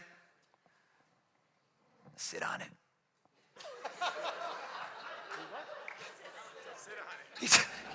He just confirmed with his wife, and he didn't even go right or left cheek. He went dead center. That's a man who takes no chances. I'm going to ask every one of you in this room a question. Here's what I'd like you all to do right now for me. Journalists, accomplished people who like to get to the bottom of things. I want everyone to take a deep breath in, and I want everyone to give me a nice strong exhale out. And I want you to close your eyes and visualize that sitting across from you. I have this question I love to ask you. I say, if you could interview, in this room I call it interview, sometimes I say have dinner, break bread, ask questions. If you could interview somebody famous, but let's make it hypothetical, dead or alive, past or present, anyone that's ever lived, it's a fascinating question. And I want you to visualize, that's the key, is not just see it in your mind, but see that person sitting across from you. Open your eyes, nod your heads if you've already done it. Nod your head. Some of you are quick on the draw. Some of you are still relatively sober, given the fact it's, I think, 3 a.m. at this moment. I lost track of time. If you haven't yet done it, crunch time, everybody. 3, 2, 1, done. Wake up. Everyone, give me a big clap over your head if you can see your person clear as day. Give me a big clap. All right, follow me with the mics. We're going to go rapid fire here. Follow me with the mics. Follow me, follow me. Come on over. Give me another clap. I like the fact that this gentleman right over here, can we see him? We're going to point over. Looked at me, distinctly looked at me, clapped, nodded, then shook his head. I don't even know what that means. I saw you coming. You saw me coming? Yes, I did. And you're like, what do I do? How do I avoid him even though I'm sitting in the front row? Push my wife in front of... Push your wife. I love chivalry is not dead. Yes. What's your name? I'm Ed. Ed? Yes. Parents nailed it. You look like an Ed. I think that's perfect. Have we ever spoken a word in our life ever? We have not. Stand up for me, Ed. Now, if I go head to head, toe to toe with Ed, I don't think it's good enough. It's not good enough. The more people I can do this with, the more impossible it becomes. Give me some more claps. Follow me with the mic. Follow me with the camera. Follow me with the camera. Oh, follow me, follow me. Come on over. This was an incredible smile. Arms extended. She threw in a belly dance. I reward extra credit. No, Ed, stand up. We didn't get rid of you. I love you, Ed. Let's go right over here. Tell us your first name. Michelle. Stand up. 2 L's? 2 L's. I'm a mind reader. Come on, Michelle. Come on. Another clap, another clap, another clap.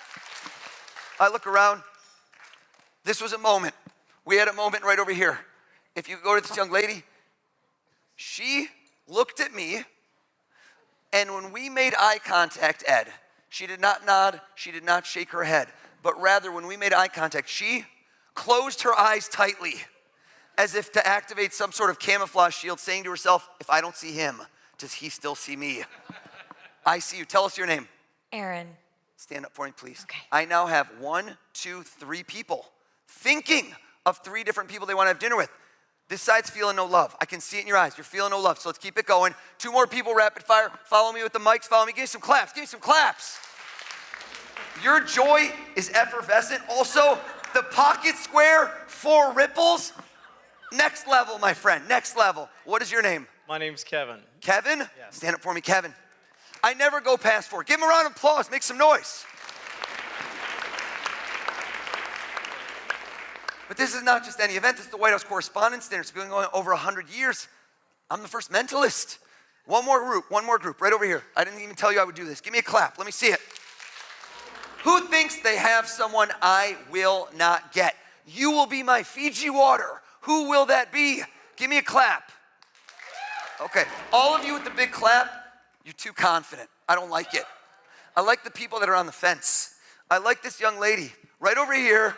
This young lady looked over. She squinted at me. She didn't clap. She just gave me an I'm looking at you, buddy. Tell us your first name. My name is Alex. Alex, give Alex a hand too as well. Alex, Kevin, Ed, Aaron, Michelle with 2 L's. Each of you, I asked to think of somebody famous sitting across from you, and you are at the edge of your seat, scintillating, asking them questions. Sit down if it's Jack Kerouac.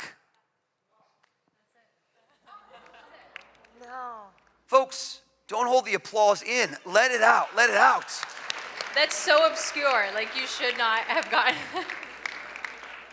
Never bring a knife to a gunfight. Joke is too soon. Too soon. Too soon. Have a seat for me, please. That's it. That is 100% it. I know. I can read your mind. You know, That's what you I. know that. Yeah, you don't have but to keep everyone telling else, me. that was it. Have a seat. Thank you. I like how Erin just rethought her choice. She's like, mine's too easy. Mine's too easy. There's no way you would know.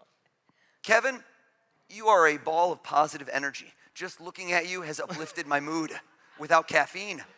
I can tell you for a 100% fact, I'm not even gonna hedge. Not 99, not 100% live TV. Your person is alive and well, am I correct? You are correct. How did I know that? Your vitality, your energy.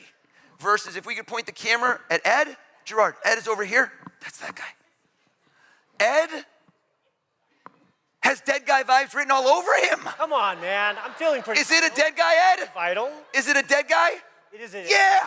Classic Ed. That's hilarious. Yes. Yeah. Dead guy. Why are you on the fence? No, he's definitely a dead guy. You weren't sure if he was dead or alive? No, I'm saying I'm vital. I'm just saying he's dead. Oh yeah, it's nothing about you. You're gonna live to 120, baby. I'm talking about the person you're thinking of. Yeah. You know what? Arms behind the back. This guy's very proper. He's done a lot of World War II biographies. Sit down if it's Winston Churchill. You're right. Yeah. Folks, I'm getting 6% applause on things that deserve 120. Have a seat for me, Ed. Have a seat, Ed, have a seat. Bless you. I knew you'd sneeze right then. Aaron, playful hair adjustment, always a guy. It's always a guy. The hair adjustment twice, it's a guy. Am I right? It's a man. I could tell. It wasn't playful hair, but it was just an adjustment. Okay, there's no implications here. I like how Tom just told Todd, he's like, why didn't you bring more money, bro? Why didn't you bring more money? I did this last week. I filmed my Netflix special. And I did this, and the last person standing thought of a movie star. And when I got it right, he did not sit down. And the tension grew in the room, and I said, sir, did I get it? He goes, yeah. And I go, okay. And he goes, oh yeah? What movie am I thinking of?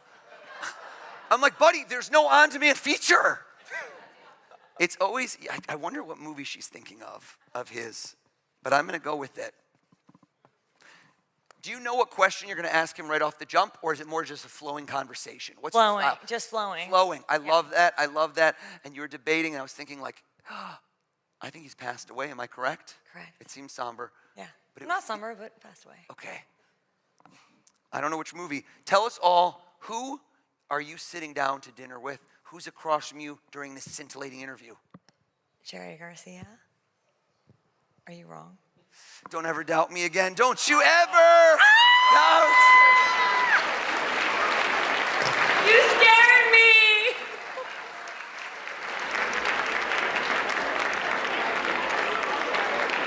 How did you know? Oh my God. All right, Austin.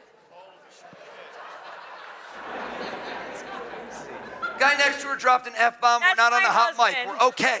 We are okay. Michelle with 2 L's. Kevin with the tremendous smile. We have an issue right now. We have a problem. You don't realize it. But the issue is that so far tonight, I'm on fire. No, don't you smile, Kevin. It's a bad thing. I set the bar too high too soon, which means that right now, I can no longer guess who you're each thinking of.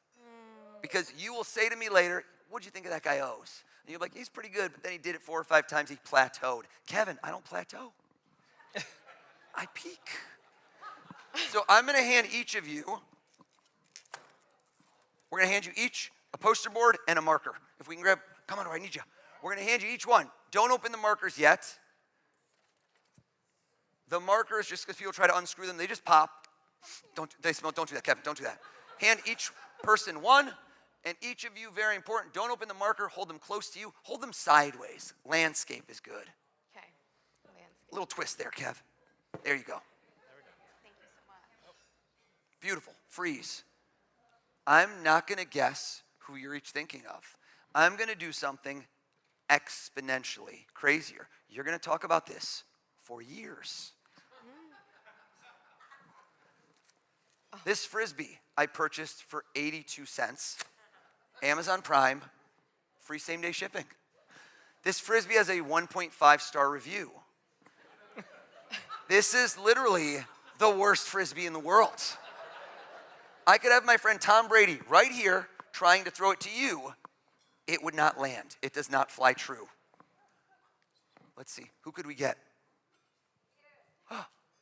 The president? Yes. No. Will you just throw it for us? Is that okay? I don't know if I can aim it. Secret Service, is this okay? They just went code red, mentalist, no. I can't throw this. We'll see what we can do. We'll see what we can do. I don't know if I can aim this thing, President. There.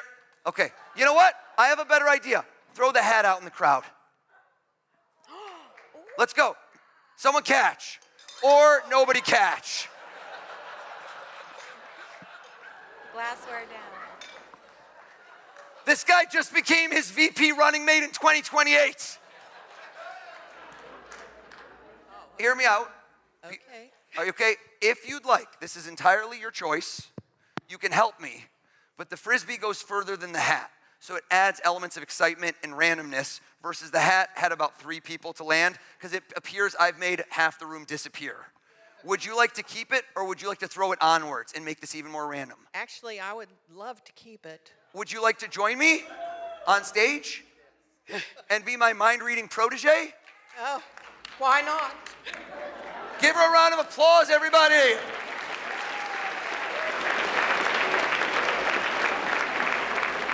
I'm going to stand you right here. We're going to bring you a microphone.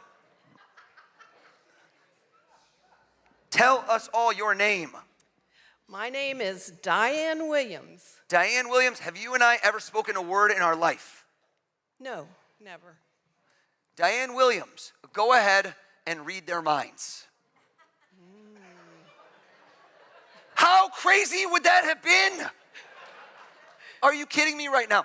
Diane Williams, we need to get into the zone, okay? No. Not really yoga style. I want you to give me your best mind-reading pose. Bring the hands up here.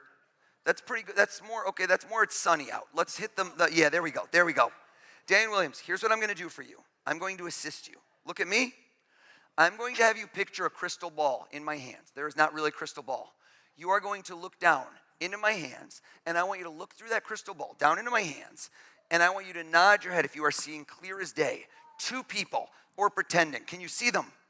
Is that a yes? You're really playing this up. And keep your eyes closed. Oh, okay. And I want you to repeat over and over in your head who you just saw, over and over in your head. Do you see 2 people? Can you see those 2 people? Close your eyes, Diane Williams. Close your eyes. Kevin, Michelle, uncap your marker. Keep your eyes closed, Diane Williams. I want you to write down your person's first and last name or their name as big as you can. As big as you can, please. Maximize the space on there. The person you picked, write their name as big as you can. Are you done, Michelle? Yes.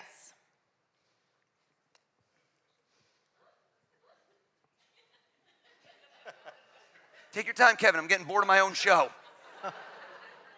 Kevin, you're done. Diane, wake up. Come back to the light. Now, I'm going to give you one clue, which is that we were able to ascertain that his person is alive. We said that earlier. Okay. So I want you not just to look into that beautiful smile, but look into his eyes. See the reflection across from him and tell him who is the person he is sitting down to dinner with. The person is alive. Who is it? Michael Jordan. Michael Jordan. Stop. Oh my God. Stop. Folks, are you alive in this room right now?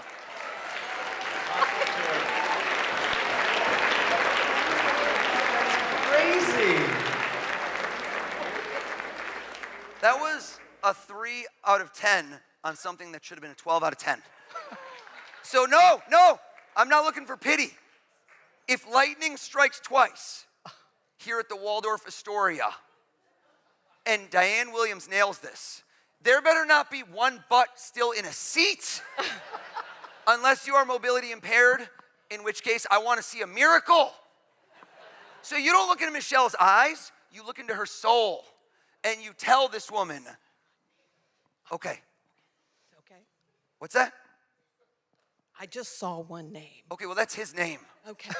What would we do? What if we put on your mind reading face? Okay. Diane Williams, get back in the zone. Look at me, stare me in the eyes. Well, her eye contact is very intense, folks. I hold this crystal ball up. We look through it. We see this beautiful check glass. Down, we look down. We look down and we look down and we see a face. And we say to ourselves, who do we see? You're pretending even though God knows this is not going to work, so I'm hoping for the best. Okay. I don't think it's going to work, but who knows? Are you staring at Michelle? Are you looking into her eyes? Look deeper, look into her soul, and give it your best shot. Diane Williams, who is she having dinner with? Could it be JFK? Turn it around, turn it around, turn it around!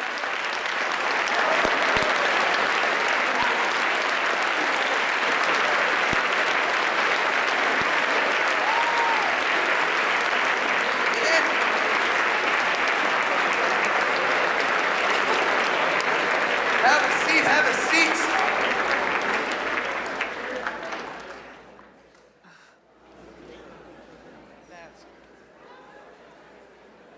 Folks, I'm bringing Diane on the road with me for the record. She's keeping the hat. Really quick, let's see at this juncture in the evening if anybody still has battery life. Grab out your phone. Go to your calculator. I just watched this man clear as day clear his browser history. Please go to your calculator. If there's a number, I don't want it. Get rid of it. Clear that number out. And I want to see nice, beautiful zeros out there. Do we have zeros? Hold them up, hold them up, hold them up. Let me see what we got. Okay. I need to see energy. I feed off of it. Who wants in? Who wants in right now? Who wants in? Who seems excited? One guy just looked at me and started flexing. I don't know why. Okay, battery life, still in the green. You're doing pretty well there, sir. What is your name? Josh. Josh? Traditional spelling? Do you want to join me? Let's get him up here. Let's hear it for Josh, everybody. Josh, come on up, partner. Let's bring you up. Josh, here's what I want you to do. I need to get somebody else in the mix. I want you to do two things. We're going to fact check this. You're going to type in this in. One more partner in crime. Pick somebody out there for me to help me out. Who's it going to be? Dina. At your own table. Okay, so I like the nepotism here. He's like, let's just stick with my own table. Dina, do you have your phone as well? I do, yeah. Stand up. Dina has no cover, just living dangerous over there. This trick is about to be called Apple Care. Dina, should we swap? Josh, come with me. Dina, I'm gonna bring you in as well. Dina, since I didn't get to throw a Frisbee, are you have your calculator open? Yes. Please open it up. What do we have? Is this an amortization calculator? She's doing my mortgage calculations is what I'm seeing. Okay, I'm sorry. It's okay. I don't know what this one is. I can't do, this is like the buttons are too small. I can't see anything. I'm so sorry. I gotta use someone else because I can't see. Put the brightness up. Grab yours. This one's big even though you're at 7% battery. I love it. Dina, give us a number and we're gonna go on stage. Come with me, Josh. Give us a number and I want you to do this. I want you to give us a birthday. Come with me. You know what? Join me. We'll bring you up. Josh, you're gonna be on deck. Josh, sit down. This gentleman, come with me. Oh, wait. I need you. Yeah.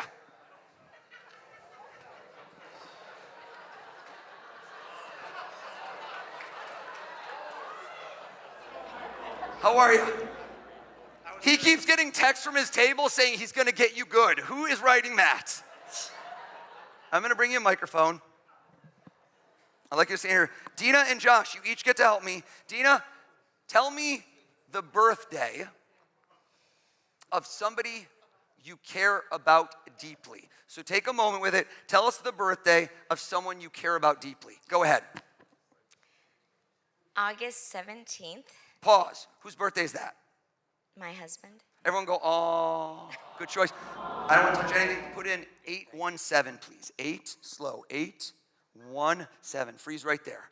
Okay, have a seat. Thank you, Dina. In honor of Dina picking her spouse, which is a common choice, raise your hand if you are married as well. Okay, most of the room. I need to know why that woman just did this. Did anyone see that? That was a very strange reaction to a relatively binary question. That was a real-time Facebook status. It's complicated. Dina loved that joke. Let's go over to someone new that has not helped me yet. How about right over here? I'm going to go to the gentleman right next to Steve, who I loved earlier. Who thought of Bora Bora? That was too obvious, Steve. Make it tough next time. Let's go to that gentleman in the green who felt so slighted. What is your name? Arden. Arden? Arden. That's correct. Arden, quick, what's your wedding anniversary? May 26th. What was it? May 26th. Do times 526, but don't do equal yet. I'm doing the math. August 17th times May 26th. Kidding, I don't know. Michelle thought I could do anything after John Fitzgerald Kennedy. You get to instill a little bit of yourself in this. Do you have a lucky number or something special to you? You do? 1 digit or 2 digits? 1 digit? Bring it close to the heart. That's your heart. Yeah, we're not there yet. And I want you to hit plus and hold it close to you and put in your lucky number. And then walk out into this crowd to somebody that you do not know. Is that possible? You seem a social butterfly. And I want to lock eyes. Look at me, sir. Look at me, sir. 500 times 1,000 is 500 G's. I'm a capitalist. I want 2 commas. I want a third comma. I want millions. What's your name? Colin. Colin? Colin? 1 L or 2? 1. All right, Michelle's not happy. Some of you, your memory is not as good. You don't know why that callback was funny. That's okay. Colin, 3-digit number between 100 and 500.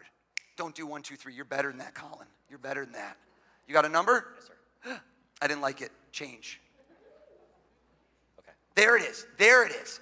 Whisper with no microphone into his ear your 3-digit number. Everybody make ambient ocean noises. Did you hear what he said? We're going to get the microphone right there. Right there. Have a seat for me, Colin. Please type in, to this gentleman, please type in a times and put in Colin's 3 digits. You did. Colin, have a seat. Wonderful. Did you hit equals? Not yet. Please. All right. Got to be over 30 mil. It's got to be over 30 million. Is it over 30 million? It is. Okay, I thought that was lightly impressive, but no, it's okay. I don't need the pity applause. Thank you, though, Bobby. Thank you. I'm ready. I'm ready for you. Oh, yeah, I'm not Rain Man. What do we get? That's the calculate, yeah. Read the number? Yeah. All right. 53 million. Hold up. 53 million. 670,000. 600. Oh, I didn't leave enough room. Okay, I'm gonna wrap around. 53,670,000. 682. $682. Bam. Have a seat. Give them a big round of applause. All my helpers. Dina, Josh, way to fact check. I appreciate you. Did you hear me say dollars? Imagine that you go to your ATM, that you swipe your card, that you type in your PIN code, or if I'm there, I do it for you. And suddenly, in your checking account balance, $53,670,682. How would you react? Let me see some faces. Okay, I like how some of you didn't hear the key word, checking account. This is not an interest-bearing account. I like how one guy swore under his breath, like tariffs. Folks, you should deploy this capital. Like my man right over here, Todd Blanche, looked at me like that was low. Tom, what did he sign, Tom? Was it a 20, a 50, or 100? We couldn't see. Tom is the guy next to him. What was it? A 20. It was a 20? Aye. Todd, are you still sitting on it?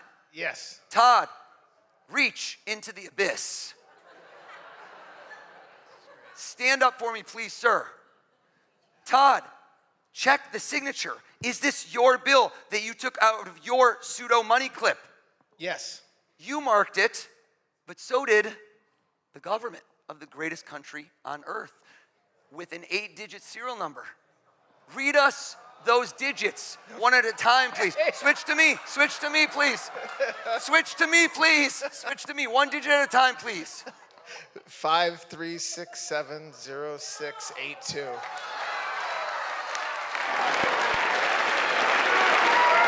Thank you very much, everybody!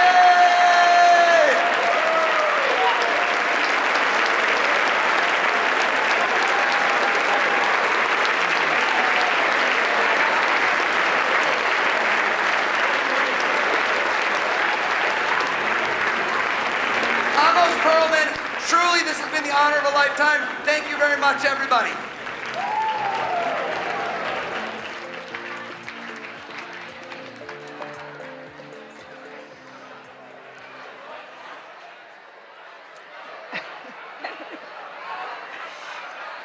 Wow. Oh.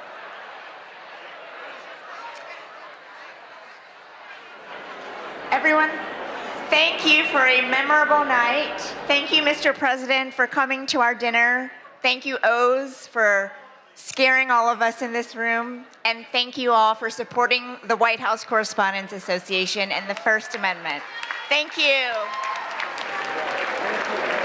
Thank you all. This concludes the 2026 White House Correspondents' Dinner. Again, our thanks to President Trump. We look forward to seeing you all next year at the Washington Hilton. Please travel safely. Have a good night.